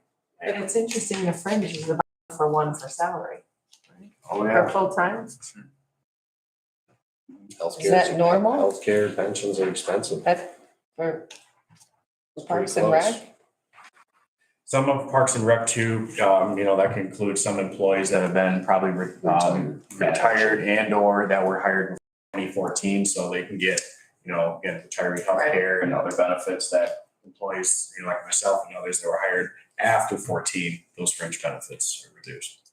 Right, so and like, if it's like Jane, she's gone, but we still continue to pay her fringe. We still will Right. pay her pension. Right, we'll still pay her fringe, yes. And And retiree police healthcare. officers. Yeah, and retiree. Yeah, that goes across, the generations of employees that are retired here, so that is why many times you look at fringes and wages, and it's like, why is it almost 1-for-1? Because it's almost like we have, from a cost standpoint, I like to call it a ghost department. You've got all these retirees who are, still on our books to some extent, but we're not actually driving any services because they're no longer working. Well- And it's a typical condition across all kind of local governments who have All had these. departments, right, Yeah. whether it's Yeah. administration, Correct, police, or correct. Parks and Rec. Yes. Okay. And I pointed out during our audit session, and don't quote me on the exact numbers, but we have 60 employees active. We have 106 in our pension and fringe costs. That's 106 retirees. So you gotta understand that when we take a look at this. You always have to have that in the back of your mind. And considering also when we're hiring and bringing people back, right, because we continue to pay, even Oh, yeah. when we bring new people on, we continue to pay. And we're not just the only municipality. You hear this a lot, Yeah. even in corporates. Also included in parks, which you've seen before in the 401 cabin permit, it's picnic tables, grills, lounges, that's thrown into the parks budget. Handicap lift for Olympic pool, that's reflected in there, so we can fix that up. Then move on to. Just that one question on that last Yeah, one. shoot. You got 60K for lawn care landscaping. Is that for us hiring out grass cutters? Is that in parks? It's the last line under parks. Yeah, let me look real quick. I believe some of that is there. The tree trimming is located there, probably 5,000 for that. Yep. The revamping of the boardwalk, mowing, landscaping, wood chipping trees, flower beds, all of those types of things that were found in the 401, we moved them to park. So not actual new capital assets. Okay, and then, because it's 60 here, and then I saw $50,000 line item in the general fund for the same thing, about lawn care landscape. Yeah, that was under general government, so. That's the tree planting. That's tree planting. 50,000 in trees. Yeah, no, it was under general fund. What's on the Yeah, tree? well, Page trees, 5. trees were moved into streets except for the planting itself. Okay. Which was remained at 50 grand, but all the maintenance and stuff for trees. Yeah, so you know what I'm saying, you understand what I'm saying. Perfect. So wait, just so for clarity, here, you're talking about page 5, contractual lawn care landscaping, right? Page 5, you have 50,000 for contractual Yeah. lawn care there, right? And then also you have the same, so it's 110,000 and one is for tree, am I hearing? The 50,000 is for tree planting across anywhere in the city, which is our regular budget item for that. And then this 60,000 is the landscape, it's categorized as landscape lawn care. And that's, again, of that 60,000, we got 48,000 for the mowing contract, 2,500 for flower beds and chipping green. That's all in there. Yeah, that's all in there. That is all itemized in there. You have everything that Ginger regurgitated. And so that means we're planning on keeping the contractors for cutting the grass? Yes. Yeah, that is budgeted for. That's right. That's budgeted for this year. That's budgeted for this upcoming fiscal year. Yep. That's something I want to look at. Yeah. Should we, I mean, maybe we can save 50 grand there by having our guys cut the lawn, can't they cut it? Well, we did that Well, last year. We I know, talked, we yeah. did, but But it's something that we can drill down this year. Yeah. Because it should look at it, because it happened to be more of, from my learning was equipment, but there's also liability you gotta consider. Regularity and labor, it all goes into It's opportunity cost of time. Yeah, It is. it's just the cost of time. And I think that's why we caved last year, was basically the. It was. But we would have the expectation that we were getting something on the other side of that if they're not cutting the grass. But, you know, there's a lot of maintenance work that still needs to be done in the park that isn't getting done. So what are they doing then if they're not cutting the grass? Well, that's where reflecting too, you know, in these budgets, you're noting, like I discussed too, that, you know, we're also having the Windmill Point, you know, fence will be painted, more, you know, funds for the block pool replacement. There's also going to be funding available in Patterson and at Windmill for concrete base repairs, you know, because there's a lot of shuffling in there. And so, yeah, That's. I know what you're saying. Yeah, but I'm Absolutely. saying, looking Yeah, back, right, we right. spent 50 grand Right. to have grass cut so that they could do. Do other things. Exactly. And I'm not sure there were a lot of folks seeing, we saw $50,000 worth of, Right. you know, that Improvement. free cost of time. Yeah. And I would hope that we would. Yeah, I that's see our what you're saying, but general that's- take. Yeah. That is, Yeah. you know, that's about management. Yeah, And that's about leadership. Yeah. In ensuring that those folks are actually doing, Yeah. you know, Yep, absolutely. And one of the things that we did last year too, and, you know, discussed with council is, you know, Tom Jenny and, you know, Public Works is helping to manage, you know, over at the maintenance and operations of Windmill Point and parks, again, delegating and, you know, how, you know, what should be looked at maintenance wise and just having another person to look there. do you spend a lot of time there, Nick? I do try and spend some time there, yes. You visit on a regular basis? Define a regular basis. It depends on, yeah. Once a week? You know, I'd like to try and go at least once every 2 weeks. Once every 2 weeks? Yeah, well, it depends on the season too. Obviously in the fall, winter, I'm not gonna be there much, but summertime, definitely there are a lot more. And then, you know, Public Safety Advisory Committee meetings, meeting down with Chad Craig, going to Patterson Park, reviewing everything there. And no, absolutely, I'd love to be able to get out. No, I will be able to, or do you? I guess my question was just to, if you're there on a regular basis. You know, right now, I'd say we got in the fall and winter, maybe once every 2 weeks, and then spring, summer, especially with the young ones now, I'll probably be visiting more with the pool and baby waiting and Patterson, enjoying that. And we had my daughter's first birthday last year at Patterson, so. Yeah, more on the hottest day of the year. That was terrible. Was the pool working that day? Yes, it was working that day, yeah. What's your? My daughter was freaking out. The repair, because we had a lot of repairs last year, cost us a lot of money and for the pool. Do we budget for that? Is that in, do we Yes, we budget for do. those We do. repairs? We do, Things like that? but the one last year was, it was that pump failure. There's a pump failure, yeah, that was huge. Probably was not budgeted, because you don't know. when It was unexpected, it just happened. But you're right. The year before, there was a boiler, you know, Yeah. that we did budget for, we knew we had to do, and then obviously. The pool is contained in the very next department, basically, the top. Right. Okay, good, okay. Yeah, it's perfect. On that point, in rainy day, I think the auditor said we at one point we're at 37% fund balance, we went down to 22 to compensate for the deficit. Do we know where we're at now or projected to be?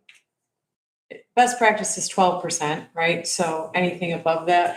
So the audit said we were at about 37. Jane's prediction at the time, again, just a prediction, we'll see, you know, is that like 26, 27%, I believe, from that 1.1. And so Right. obviously we'll see that audit upcoming, which will reflect that accurate number, what, you know, fund balance. So that's, you know, and we're gonna want eventually, once we get through this crisis, you know, have a reserve policy and that as well, I think, too, and, you know, regularly contribute to it so that we can cover those costs when unexpected costs come up and make sure we have the financial stability that we need. Yeah. It also ensures a stronger bond rating and all of that too, right? Those are all key indicators of the health of the community. Did our fund balance go up or down? It went down. Down. It went From what? down. From the deficit. 20. 37% to more than likely this will go to like 26. 37 to 26. Which is still remarkable, quite Yeah. frankly. Yeah. Right. Which is really, isn't it probably appropriate? I mean, because there's no point in holding on to inordinate amounts of cash. I mean, No, right. Well, except that we have these underfunded obligations. That's the financial planning. We gotta be looking out 3 to 5 And- years because we're gonna quickly drain that fund Right, balance. oh yeah, no, absolutely. I mean, Really tight management. When we had the flood. Yeah. Yeah. Oh, yeah, no, no. That- I'm just trying to, I guess the point I was Having trying that to. reserve, we were able to bring in all those contractors, you know. I remember the highlights is 50 trucks, tons, you name it. Ginger, are you working with Baker Tilly to put that financial strategy plan together, 3-5 year? I have not been involved in Yeah. Yeah. Yeah. 5 Not years? yet. Even that's for the water sewer. Yeah. Yeah, water sewer. The point I was trying to make actually was CIP that, plan. oh, no, you go. No, I was just saying it was for the water sewer rates, to believe the water CIP. But no, to go from 37 to 26 is not like catastrophic by any stretch. You know, it's, the money is there to be used for these type of things. Mayor Hodges, you said, and the 12% is the. Best practice. That's, yeah, typically best practice. I usually tend to recommend 15 and also drop below 10. We need to be able to pay bills, so Right. the reserve should be approximately 2 to 3 months worth of annual expenses. All right. All right, so moving on to recreation. Yes, and as Lauren said, that's where the pool, you know, there's maintenance in there. You will note that we did increase contractual services. So be able to provide, again, more programming for tennis, golf, ice skating, and other instructors. We are hosting the finals this next year, or actually the next 2 years. We're Next two. hosting the swim finals. And so, you know, it's going to be very busy at Windmill Point, and making sure I'll talk with, Councilor McMillan and, Mr. Craig as well for staffing, logistics, operations, because those massive, and Councilmember Caulfield from all his experience, and Do we rotate that? It's the finals? yeah, we do rotate that. It's typically rotated. The challenge is not all the parks, having been on the boards of it, are large enough to host because it's a growing group. And it's, so Ours and the woods is ideal from what I'm being told, not that the others can't, but it's so that we can handle them. Yes. Yes. It is something we need as a community, I mean, not for this discussion, but we should get. Then in Lavin Center, 1 second, one question. Yeah. You just explained to me, and I've always had Tompkins Center refunds. Tompkins Center refunds. Yes. So that'll be, let's say you're putting in for the Tompkins Center rental and a deposit and cancellation or can't make it, or, you know, something happens and need a refund, then there is some of that portion that, you know, we do keep. That's the extent of the refund. Say what? That's what expenses of refunds. Yes, yeah. What do we? Bringing in back, yeah, back there and look at the numbers. It's probably buried in one of these lines. No, I'm just, it's, Are you looking for Tompkins Center rentals? Those are.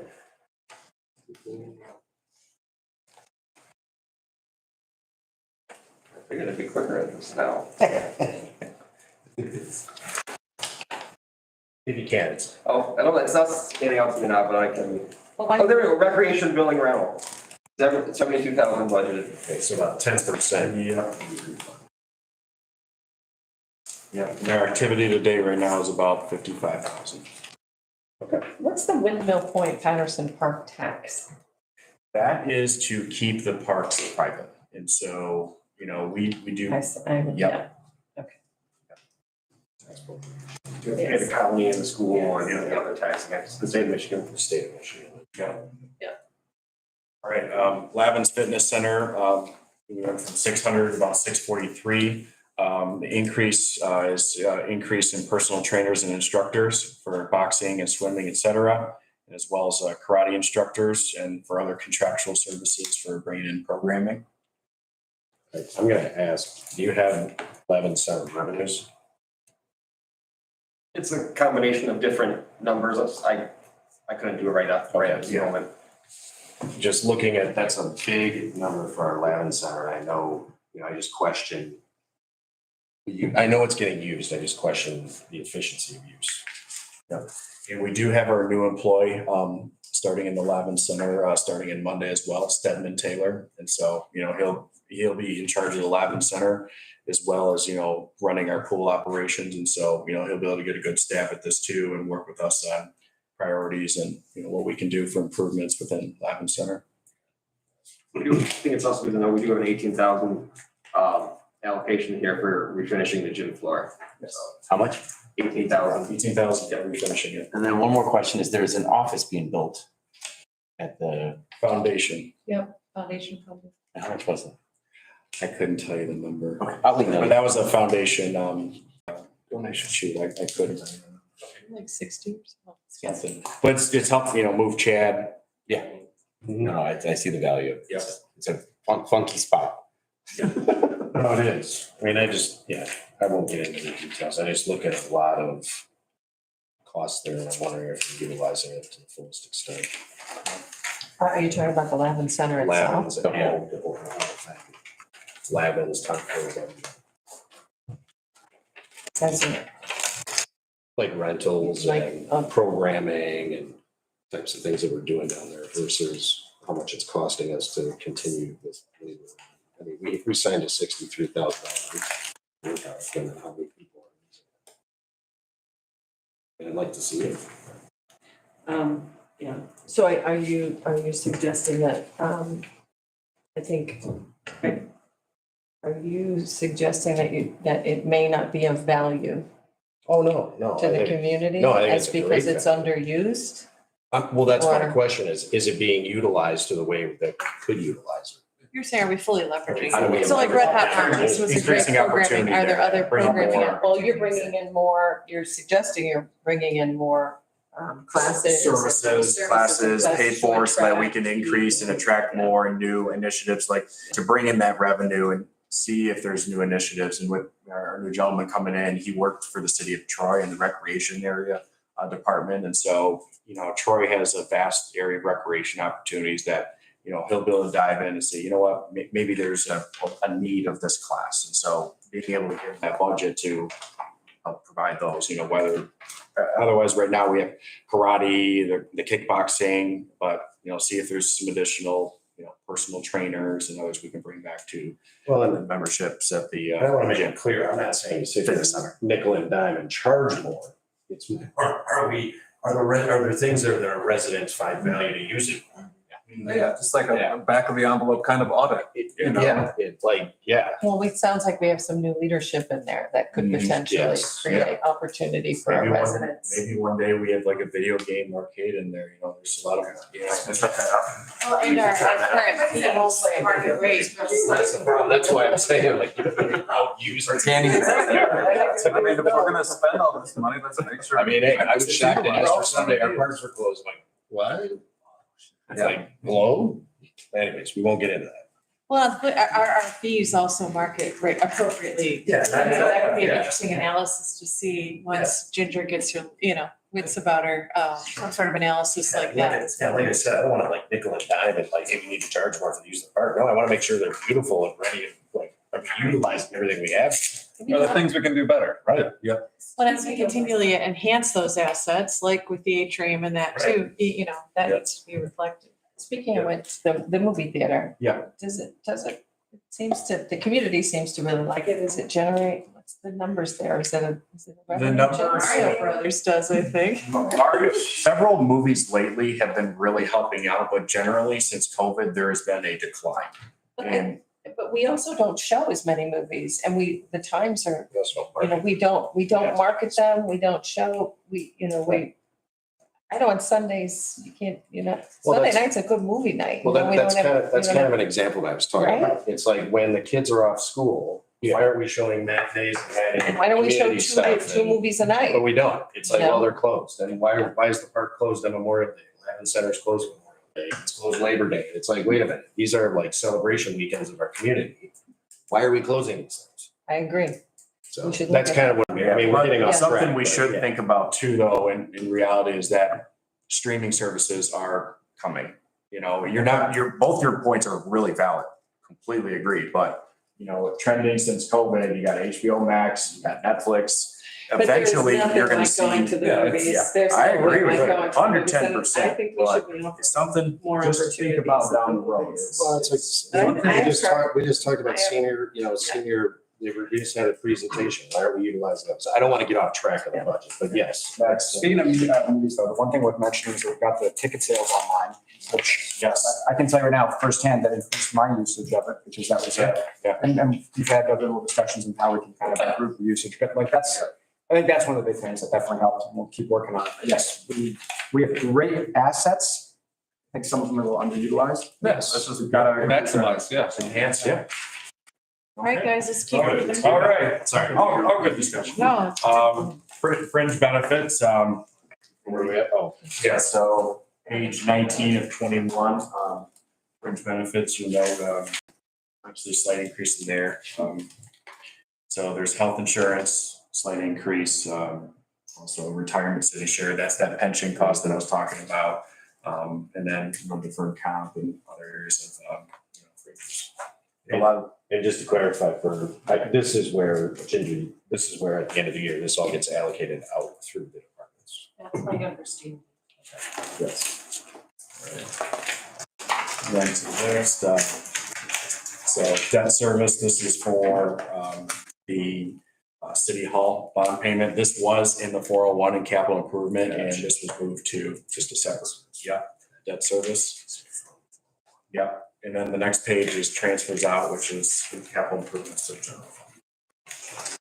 Then the next page you note is the L4209, that is this is the tax rate request, which actually shows, you can look at where the source of the millage proposal, the date of the election, and, or, is it a charter or is it an extra millage? And obviously, this year, because of the rate of inflation, that we actually did not have to roll back the rates. And so that's where to stay right now. But it's still with Headley, and this is something that all communities are challenged with, and it's being talked about in Lansing, the MML. Michigan Municipal League is highly advocating that we have to seriously look at proposal A and Headley. because the public safety millage, for example, voter approved was, 2 3/4, now it's at 2.56. And so, that would hurt, and that again helps for paying of officers, training, and so that's something all communities are challenged with. It's a $600,000 loss. Well, the other, I think, important Yeah. column is the expiry as well. Yeah. I'm sorry, Marty, did you? No, I agree, that's huge.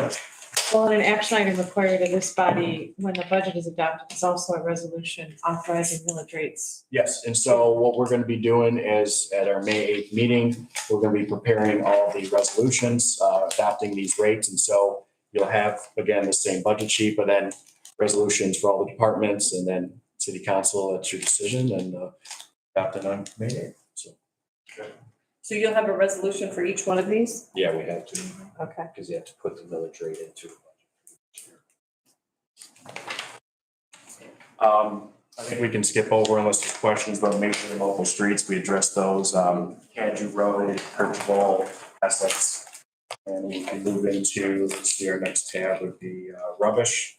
That's DFL, so I guess, any questions regarding those three?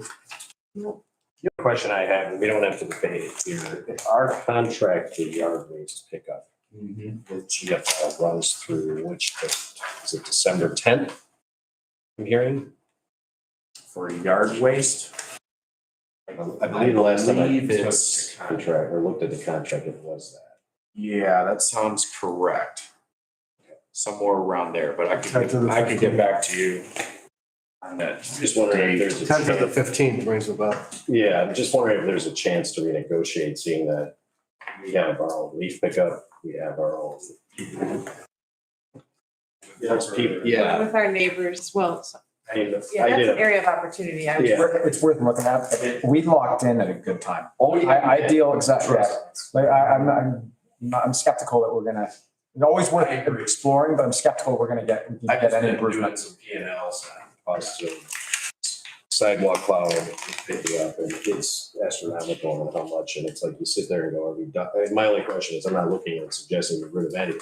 Sure. Just, are we double dipping in areas that we could potentially? Grosse Pointe City uses the Cushmans, and they, just had to announce that, they're eliminating the Cushmans and asking residents to bring. So you're seeing further areas of those services and that of, can we help out a little bit? Obviously, because the costs keep rising and Councilmember Wiener's right. When we locked in, thankfully, we had a great time. All right, we should keep moving Yep. because you want to Let's go go. through each tab, right? Yes, and so, I'm trying to go through each day. And, billing department, do want you to note that, you'll see a significant increase in activity in the building permits, for this fiscal year, and a chunk majority of that is Scottsdale. Yeah. No, these are revenue. These are revenues, yeah, for the building department. Councilmember Brenner and I have a request next year, What's just a that? little bit bigger circles for the binder. Budget for a bigger binder. We'll get bigger. We'll put in the budget next year. You're also gonna have Councilmember Gallagher, you're also gonna have colors, voting, everything to make it really. I have a feeling Ginger's got a lot. You're gonna see a lot. I think Ginger has a lot. All right, I got,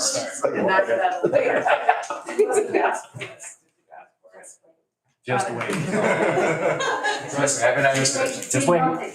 Yeah, I'll stop up. yeah. Can't reveal too much. All right, DDA, we talked about 19,000 revenues. Tip up. 1.1 million roughly. Then we'll go into miscellaneous funds, 260, 265, 275. Let's see, so it'd be page 1 or 2, indigent defense grant. So, that pays for the court appointed attorney and such within the court. If, this report, let's get a court appointed attorney there. Next one as well, this is, federal drug law enforcement. And so, we did budget 3,000 of sale of confiscated property, and we have no activity, and public safety doesn't expect anything. I have one question about DEA. Yeah. So the civic I'm sorry, the city hall parking lot falls under their jurisdiction, right? Yes. So can we ask them to pay for the parking lot improvements rather than us paying for it? Wait, can you rephrase that again? The city hall parking lot falls under the DDA jurisdiction. The city hall that we're, yeah. Yeah, here. So could we ask them to pay for the parking lot rather than the residents paying for it? And then rather than putting money towards a parking lot that may not happen, we can cover the cost of the parking lot through the DDA. So, you know, that could be something. It's saying, could it be done? It could, but we did budget for already that, you know, we did approve, you know, 45,000 allocated to Yeah. help put into that pocket. You know, we are under contractual obligation. Was there any agree on that MOU? Was there anything saying they had to break ground at a certain point? Because we're not gonna need that parking lot if that project's delayed a year and we're putting money ahead of time. There is a clause within there, based on the amount of years for, whether or not they have broken ground. And so that'd be something that our, you know, DDA attorney would have to look into. And Okay, so that parking lot being built is directly related to the SCAP center being built. it's part of the deal is that if once the parking lot is built, we receive as the DDA $200,000 to help build that parking lot. And they have to have a C of O, which means the city has issued that C of O. And there is a time period within there, like 2 years of breaking ground and then there, and I don't have the contract from me, but that's on the DDA attorney. Definitely. we've talked And then about. we're planning to do the city hall parking lot in the next fiscal year. This upcoming budget, July 1, yes, will be this parking lot. In this construction season. This construction season, yeah.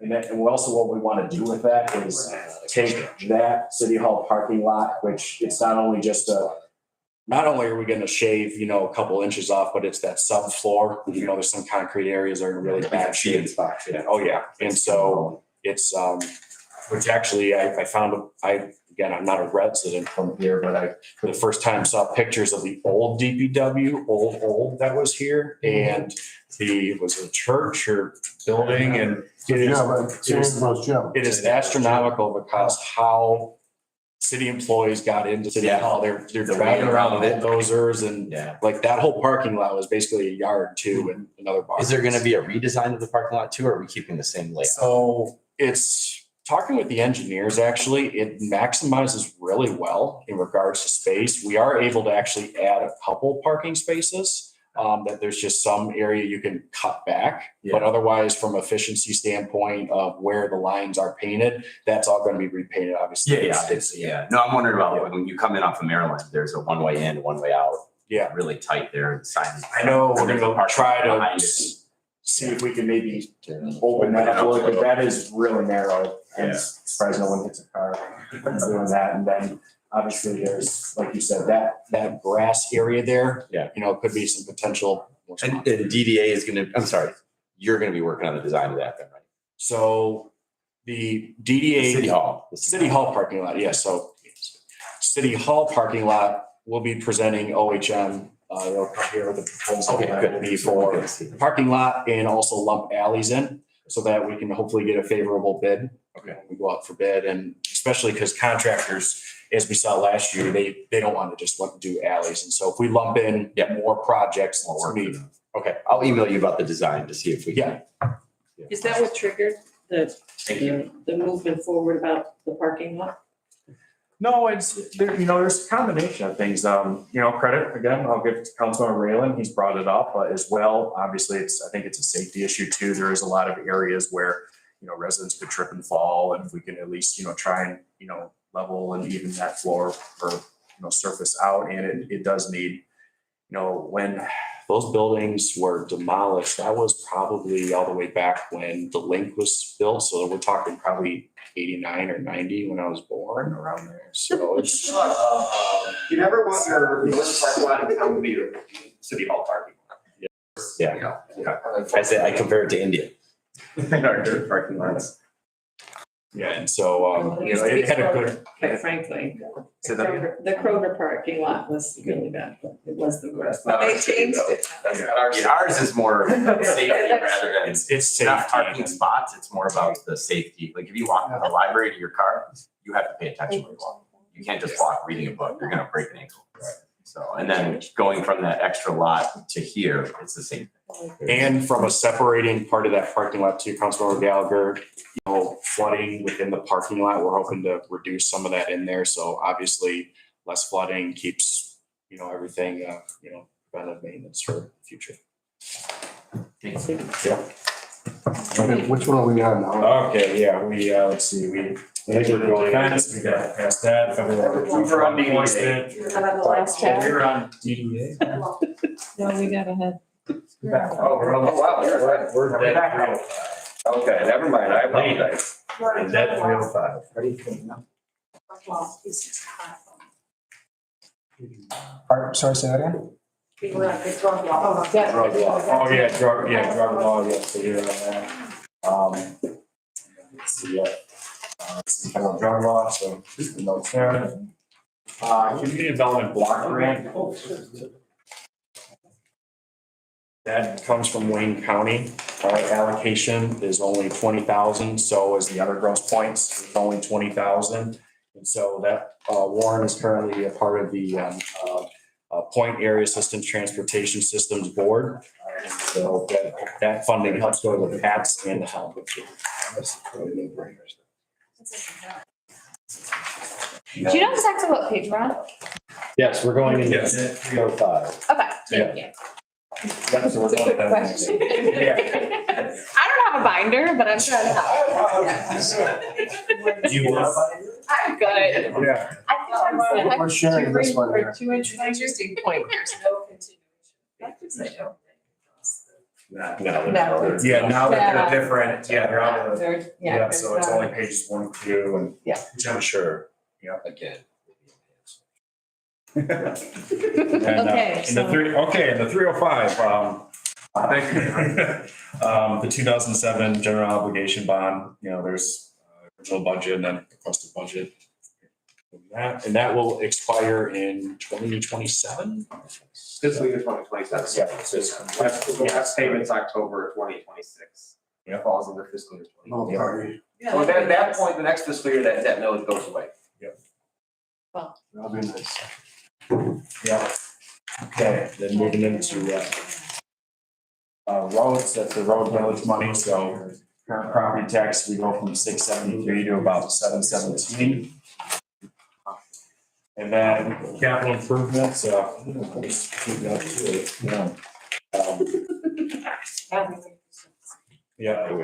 alleyway resurfacing. And moving to, let's see, sewer, water sewer.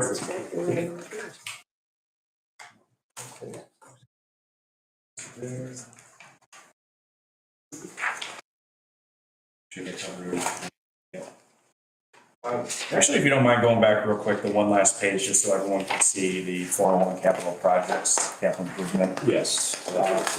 Just so you can see what we discussed earlier, a lot of these.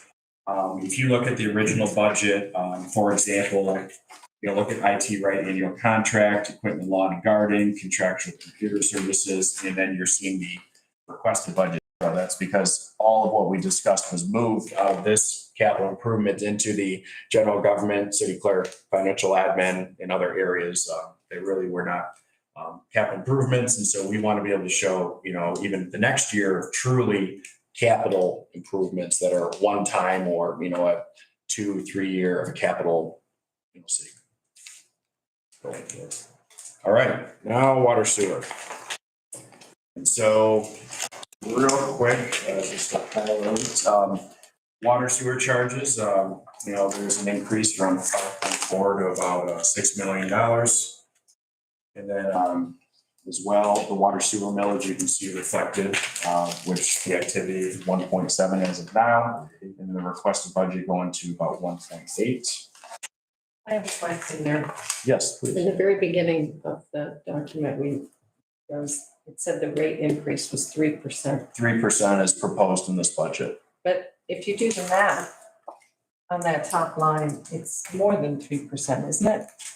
Because the water sewer charges go up. Sorry, Nick. you- No, you have, go ahead. Oh, yeah, it's because water sewer charges, GLWA is also increasing rate. This is just the 3% is how we then scale it to the residents. But the residents themselves are gonna see an increase of 9%, right? Or somewhere right around It'll be there. way one up. There's two components here. One, I put these numbers together, working with Baker Tilly. You'll notice the capital equipment charge, 185,000. Yes. When I was speaking with Baker Tilly before they did their presentation, the thought was we were going to fold the capital equipment charges into the amount that generates into the regular water and sewer rates. So I just discovered this morning, actually, that 6 million does include that 185. It should be pulled out. I just discovered this morning. So that is in part why the numbers, the 6 million should be lower, because that 185 should still be in there in its original spots. And so 185 should be allocated to that. So when we see the new budget coming, when we see the budget, you'll have these numbers will be different. I can pull the 185 out of And maybe 6 million, and the rate increase itself, even if you increase water rates 3%, not everybody will see a 3% increase in the bills, because again, a big component of the bill is based on the usage they do, which will fluctuate every single month, and it's very different for a family of 1 or 2 or a family of 6. Yeah. So it's algebra. The rate itself will increase 3%, but what that rate is applied to varies, across every single customer. But residents will receive, I will receive a rate increase, which is passed through from Great Lakes Water Authority, which is a pass through. And then we're increasing 3% on top of that. No, the 3% is to help meet the increased charges from GLWA. Yes, and I believe Nick has those. I don't have those. Yes. handy. Yeah, no, and so thank you, we're gonna get to that, so. Their increases, we're increasing each charge.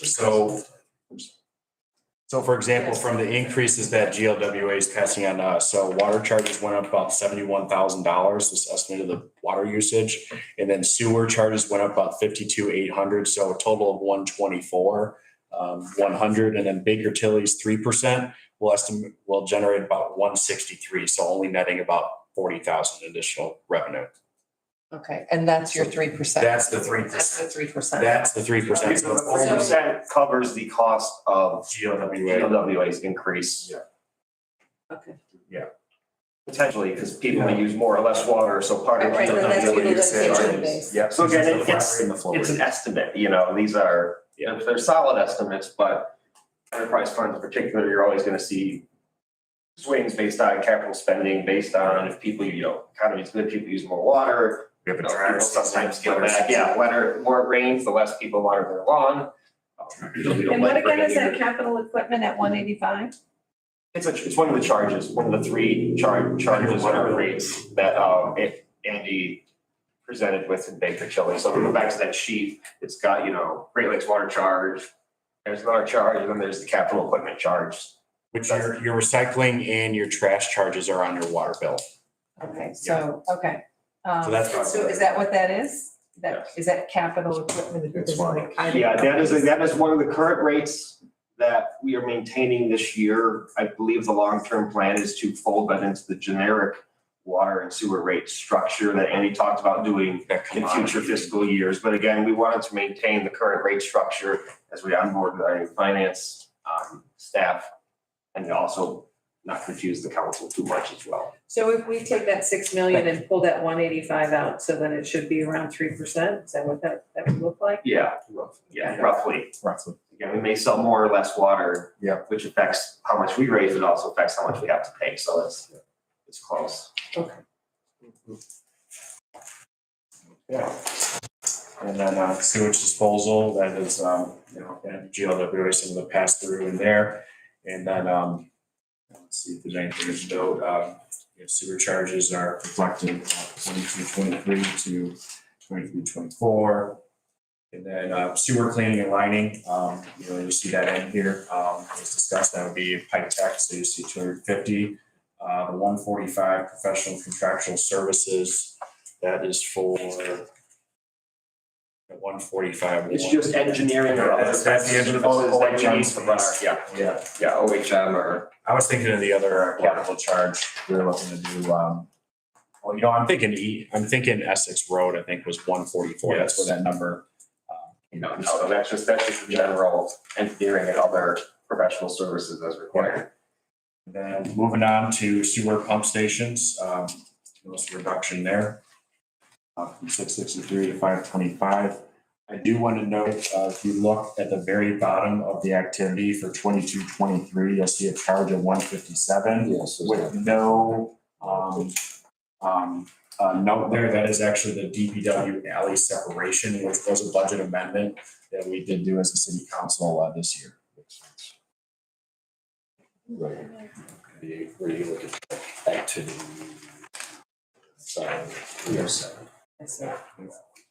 That was the alley separation. Doesn't sneeze. Sitting outside. Yep. That's why there's. Yeah. Reminiscing. It's kind of blind, actually. Longingly. That's just a one time. And And then, then OHM will be in here somewhere, right? Yeah, that's the. Oh, a gem that was back on. Yeah, their work on the sewer system can be taken from the 145,000 into Yes. 529 or 592, 527, 801, 100. 801. Sewer professional legal services. professional contractors. Engineering services. Original budget, we have a zero there budgeted for OHM. It's a new account number. So the 145 Is the combines the earlier of the 120 and the 17. Wait, say that again? See where it says requested budget? Right. No. Yeah, right here, right? Yeah. Professional engineering services, we were at 120 and then we budgeted no budget for OHM. Because they're going to 145. 145 under that new item, professional and contractual services. So we did up. Professional Make it a line. contractual services, Yes. right here, they're moving this, The this is 145 OHM. is the Yeah. budget. We'll pull OHM out of the professional contractual services and move back down to 815, so you can clearly see it. As we chart over to the new accounts, I plan to continue to keep engineering services as its own line so that we can clearly see year over year. what It's we pay important to for understand what we're paying, thank you, services. thank you, Ginger. Okay, and then 592 water and sewer fund, water department appropriations. Not too much of a change here. There's actually a slight reduction. Again, a lot of this is how we reallocated whether into the, other departments within the water and sewer fund. Is there any big notes here? One big item is just the 179,000. That's the St. Clair Water Main project. That's St. Clair. Yeah. Water Main project. Yeah. Thank you. So would pipe, sorry, I'm gonna come back to Yeah. this, so pipe tech is also under that engineering? It's lumped together and? No, pipe tech is it's right Two pages before. ago. Right before. Sewer. 2 pages ago. Where it says sewer cleaning / lining. 250, that's pipe tech. Page 2. 2 of 7. There you go. Where it's a Sewer sewer. cleaning and lining. Yeah. And Max, you're feeling good where we need to be on all these? Yes. Yeah. We actually, yeah, we've been talking about tech. We'll have that at the next meeting. We just finalized that. Good. Yeah, and there's one that said St. Clair for the 179. Thank you. I forgot that was St. Clair there. Water and sewer admin. And so this was a new. I guess. So water and sewer fund, when we're talking about depreciation, we're talking about admin staff who manage both systems, talking about vehicle repairs, vehicles that service both the water mains and sewer mains. Again, it's hard to, right, before those were kind of charged, some of the repair cost vehicles are in water, some are in sewer. We thought, no, let's keep it, it's just a kind of an administrative overhead function. So we combined some of those older line items that were on heavy vehicle repair. And that's in part of what created this new department, which is 536 water and sewer admin / DPS, Department of Public Services. And again, it's to kind of show here's just the costs of running the system as a whole, not counting actually getting into the ground and digging things up, keeping everything up to date. So it's just that's smart. Yeah. And then we had, zero in the sewer improvements. Again, that was moved to the other. Yeah. And then we also have, again, we're moved to the other, fringe benefits. And last but not least, let's see, your marina. So we did put a 3% increase to the well fees this year as well. And so you're gonna see an increase from 323 to about 332 for revenues. Moving to the next page. Can I just ask, where did the 3% come from? 3%.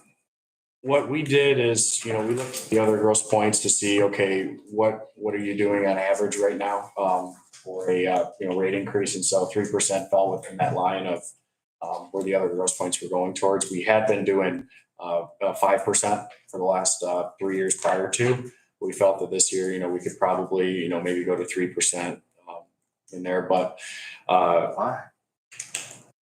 we could look to wanna. I mean, are we not on a chronic like wait list to get a boat well? And don't we have like millions and millions of dollars of improvements to be made? And we're like lowering our expectation for, I mean, sorry, boat owners. I mean, it just seems like with all the upcoming expenses. Yeah. And the fact that we have a never ending demand for is it correct that we still have like a wait list for? There's still a demand, absolutely. What we have to consider is, you know, the 5% and 3% that has helped build up over time. But, you know, if we're looking at the significant investment that the marina is going to need, you know, we're gonna have to look at, you know. I mean, I got the, yeah, it's in the grand scheme of I things. don't want to negligible, but yeah, I don't want to step on the toes of the Marina Subcommittee. I don't know if this is something they normally have, but yeah, my initial reaction is 3% is kind of low considering, you know, inflation in general seems, again, I don't have all the numbers in front of me, but. We can discuss that. We should discuss it because we got up on our DEQ marina lease, that will have 2%. That's. Watch, I mean, we're not really getting anything additional. Yeah, we're not talking about tens of thousands of dollars. It's kind of, yeah, the. Relative to the market. Yeah, What yeah. are our rates compared to the other marinas Well, in the area? it's, well, go ahead. If you jump in. Yeah, So it's challenging. it's challenging because of the size of the wells. You know, our wells are very different than, you know, most of the other wells where they have more for modern boats, you know, today and what's, you know, there. And so, you know, we are low in comparison to the other points right now. And then obviously, you know, we do have cheaper rates than if you were to go to your private clubs and then, you know, your other, you know, clubs, Detroit Yacht Club, Sail Club, et cetera. Or even like the public marinas like, you know, in St. Clair Shores. They're higher. Yeah, of course they Yeah. are. And I mean, I get that the wells are not as big perhaps, and I hate to not take advantage, that's a ridiculous thing to say because our rates are so low, but you know, to, again, for lack of a better term, take advantage of a captive audience. But again, we've had this, I mean, the demand, as long as I've been alive, there's a wait list for these things. And, you know, regardless of the fact that they may be slimmer than people would want, they are still full. Some are in and some are out. And I don't want to, you know, overburden our boat owners, but again. And it's a mind shift because it is, I mean, to have your boat at the end of your street is a hell of a That is commodity. where your friends vote. Well, Tom and Marty, you're both on it. Should we be giving administration direction to go ahead and bump that? I mean, especially those that are serving on I the committee. definitely would. I mean, considering the current state of it, I mean, we do not have the funds to obviously repair. We're researching to see what our costs would be. There's also been a drive of defining the marina for that subcommittee because there was, you know, what is the marina? Is it the main pier? Well, people fish off there, they walk up there, they exercise the road, a lot of things. So Park. one could say that part of it because there's wells on there, but then we also have seawalls that need to be repaired. But if I don't have a marina, I still need the seawall. So is that really the marina or the park? You know, so there's a lot of discussion going on with that. Well, as a as a non-boat renter, owner, I know I'm not allowed out there. I can't Yeah, go past the fence, so I'm not utilizing any of it. Right. As a non-boat owner, I can't bring my dog out there unless I get a special pass. But Well, I would say, to your point, Councilmember Brenner, is that we are seeing an increase in costs of everything. Our Yes, EERV a year ago was 1.38 estimated, it's 2.9 today. We have other costs, you know, everything across the board is going Everything's up. rising. So, you know, Well- yes, and if there is a wait list, and I'm not there is a arguing with you. I demand. guess my question is, have these rates already been set out? Yes. Yeah. They have. Contracts have been signed. People. So it would be something we This year- consider for next year. Yeah. There's boats in the wells already. Well, why don't you all evaluate? That would kind of- Because it's only like Contracts have all been 5K or signed. so anyway, Yeah. right? It's not a lot Yeah, of. they've all been signed. Yeah. It's almost time to So have, it's I something to mean, look at for next year. We're waiting for some design to come back, and then the Coming of Jesus meeting is going to be happening. is there any way we can add an agenda item where you can give a little bit of an update? Once we get the data, absolutely. Or even just an update, 2-minute update? Yeah, I can do that. Well, that can go on the committee and commission report if you just. It may not be, but I'd like to have some design, Yeah, to. because I don't want to like. No, But it could go in the written. No numbers even, just. Because that's where we prove Avon Marsh, to go in and help, take a look at this and, like Tom was saying, think of some designs. What is here's a lower cost, low option, a medium, and, if you want the best, and, that's where then we need to take a look at how do we, fund this operation. All right, guys, we should keep. Months ago that we said okay to get, Yeah, we and hired we were gonna get some- pictures of it. Yeah, it's in the works. Yeah. Because it was a complicated ask and they agreed to it. Not just, it was either replace as is, repair as is, remodel as is, so those are the three, or what is a total blowout? Can we add services like jet ski, floating docks on this side, and can we move this over here? Which would be a lot more expensive, but then you have to understand what could the potential revenue from that come from over the life of if we did redesign.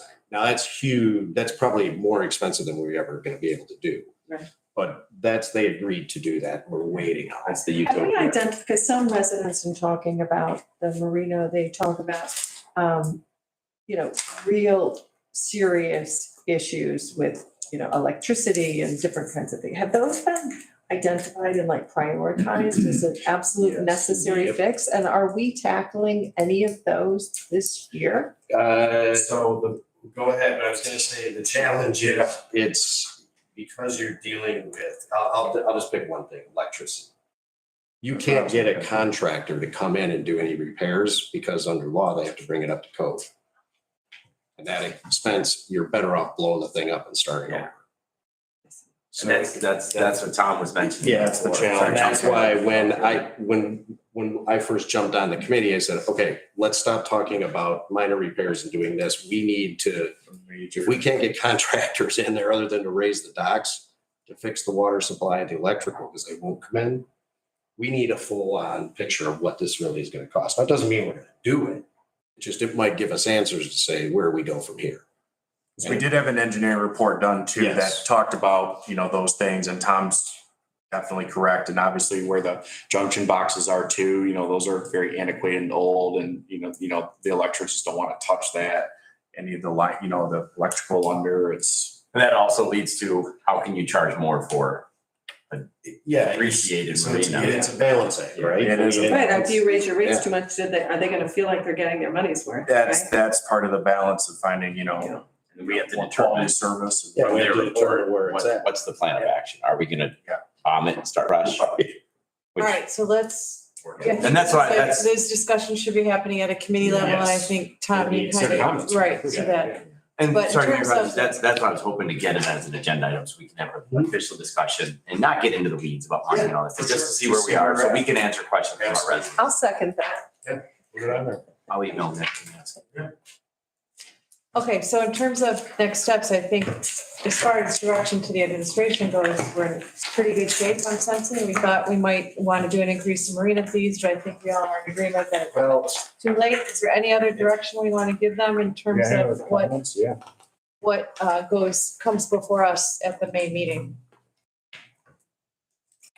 specifically, you're asking? No, overall, I think we're done with the marina. I think just in general, my sense is, I think and I don't mean to open up a lengthy discussion. I think we've already pretty much come to the conclusion that we're in good shape. Max, did you have something? The only thing I would ask is, and I know it's on the plan to do so in this fiscal year, is the sale of city property. Yes. And I know that's reflected in here. Not all of I would like to see even just a sub-line item, if that sale does not go through. because my thought is there's gonna be a deficit. I just want it to be clear that.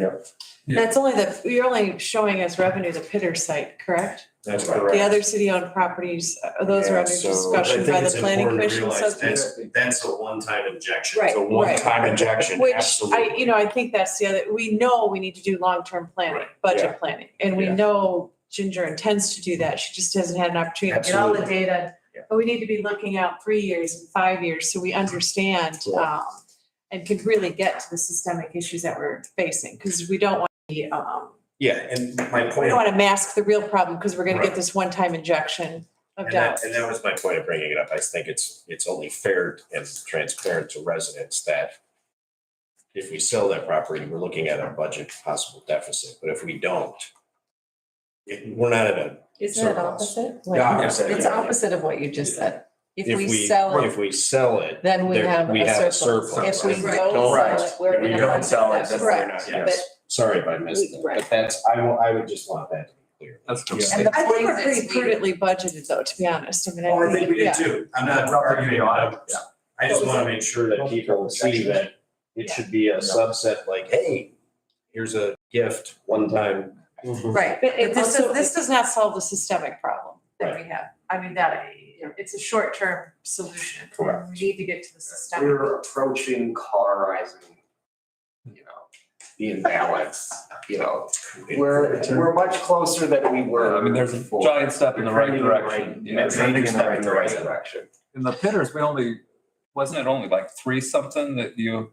So what I budgeted for their proposing is that you'd have about 295 within the general fund and then 100 from the water sewer fund where there was for the property purchase of Pitters, there was money taken from the water sewer fund. And so that's just a misproposal, putting that money back into water sewer. Yeah, where it came from. Okay, so you're hoping for close to 4 then? Okay, so I think then this is our opportunity to really thank the administration for putting together a very solid. Yeah. We salute our staff team. I mean, especially coming from, and I will say, I mean, we were looking down the barrel of $1 million deficit and now looking at roughly a $400,000 deficit. Let's call it rounded up. It's tremendous. So good job. Yeah, excellent job. And thank you for putting up with Tom and I all year, riding you guys. We didn't need to, obviously, but this clearly was a team effort. And This I was a would really team like to effort. thank our council member for finance, Mayor Pro Tem Caulfield. So thank you. Don't take me. I appreciate it. We really did rally and the staff team really rose up and met the challenge, exceeded the challenge. And it's really quite remarkable that in 22-23 we had a $1.1 million deficit and we now have a surplus. So it's something to be saluted. And this is the year where we really do start planning very seriously for those long-term solutions and be smart about the systemic issues that we're facing. And Rather than our foot off the gas. no, not, well, and just so the community knows, Nick, one of the conversations I most enjoyed with you was when you said this is that moment in your career where you are so committed to solving this problem, that this is, so I appreciate your passion and commitment for this too, and we stand with you. And while at the same time, still maintaining services and Yeah. still getting capital improvements done. Mhm. The public shouldn't notice a whole lot of a diminished product at all, really. It felt extremely satisfying being able to talk to all departments and let them know that their capital pending this Yeah. workshop, that right now, everything you requested is being funded. Yeah, I mean, I think that's an incredibly important point to drive home. I mean, you've done all of this and all of their requests are being funded. I mean, that's, Well, and it might be nice to have all those department heads at the council. I mean, one, we need to know who's doing all this great work, right? And so just to have them present even, that could be a good morale builder too, just so they know and they feel a part of it, because the job's not over. The lift is still a big one, and we need to call upon our staff team to continue to innovate, to continue to find management solutions and revenue opportunities and cost savings, because we're not done yet. I think a good improvement this year that I'm seeing, and you, Max, you and I have talked about this, is the accountability of department heads to really dig into this and work to it. Not that they weren't in the past, I just think they've really put a focus on it, and hats off to them for doing it, because it is, you put a lot of pressure. Yeah, I'll admit. But it's working. There's some people that probably don't like you. You know, and I think the other partner we cannot forget to thank is the two foundations, our Grosse Pointe Park Foundation and our Pulse Safety Yes, Foundation. for sure. And the Cotton family in particular. I mean, that's just a huge budget relieving solutions. And I don't think any other community can really brag to that degree of the generosity that we have here in this community. I know at one time, our previous 1.5 or 1 inch binders, we've allocated cumulatively what that has been. It's a significant number. We should make sure Ginger has it again so we can include it in our docs. But My office it's is significant. My office is full. It's donated to gladly. So, thank you to those partners for ensuring that we have this favorable budget today. So with that, let's see, where are the agenda? I know Megan gave me the only one. I think, do we have one more public comment? I think I'm buried. We do. I think there is two public comments. Yes. Oh, more comments. Sorry, my ears are still blacked up, so I'm like. I just want to say thank you for this and thank you for this. I do see that there's a lot of moving around of money from one bucket to other buckets and reallocation. There was a lot of information that was given today. And I appreciate that. And I hear lots of celebrating, which I'm happy for, but I think that it's, I know I will take a lot of time to look after hearing what you have all said, where the money is moved from, why it's moved. There is still some work to do in terms of clearly understanding, where the money was, where it was going, where it moved around from. So there were, to move us to a surplus, we have had lots of donations that has enabled us to get us there. We have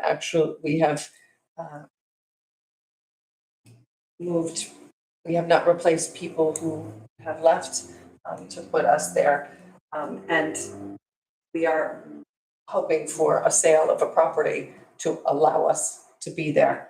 So we do have a lot of work to do in terms of identifying systemic problems, which we do have a lot of systems. So there is some work to do.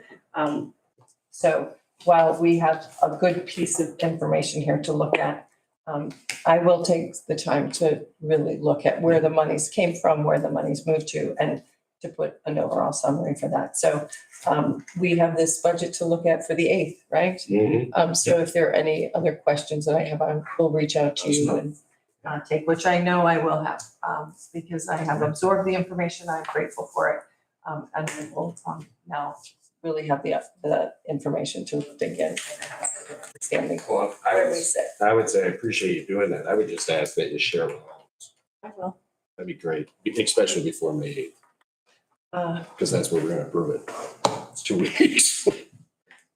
Well, that's a policy I think we've discussed in terms of the city manager and the city attorney managing all of us, is when requests come in and opinions or explanations are made, that we all share from that repository of information. Because if one person's having a question, somebody else probably is too, and it's good management. All right. Appreciate your patience. My last comment is thank you, Ginger. You've been here Yes. 5 weeks.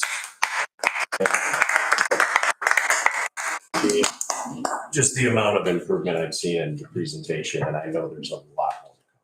So I appreciate it. Thank you. Very exciting. All right, can we move on to the next item? Any other? Yeah, All right, please do. public comment? Do we have any public comments? All right, is there a motion to adjourn? So moved. Moved by Wiener, seconded by Caulfield. Clerk, can I please call a roll? Oh, yeah.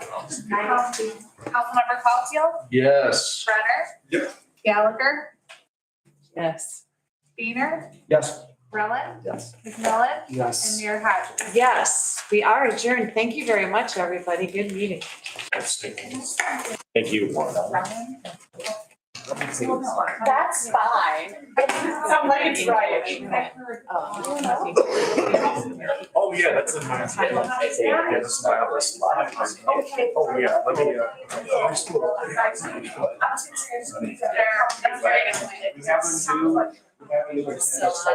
The lights still on. the all agendas after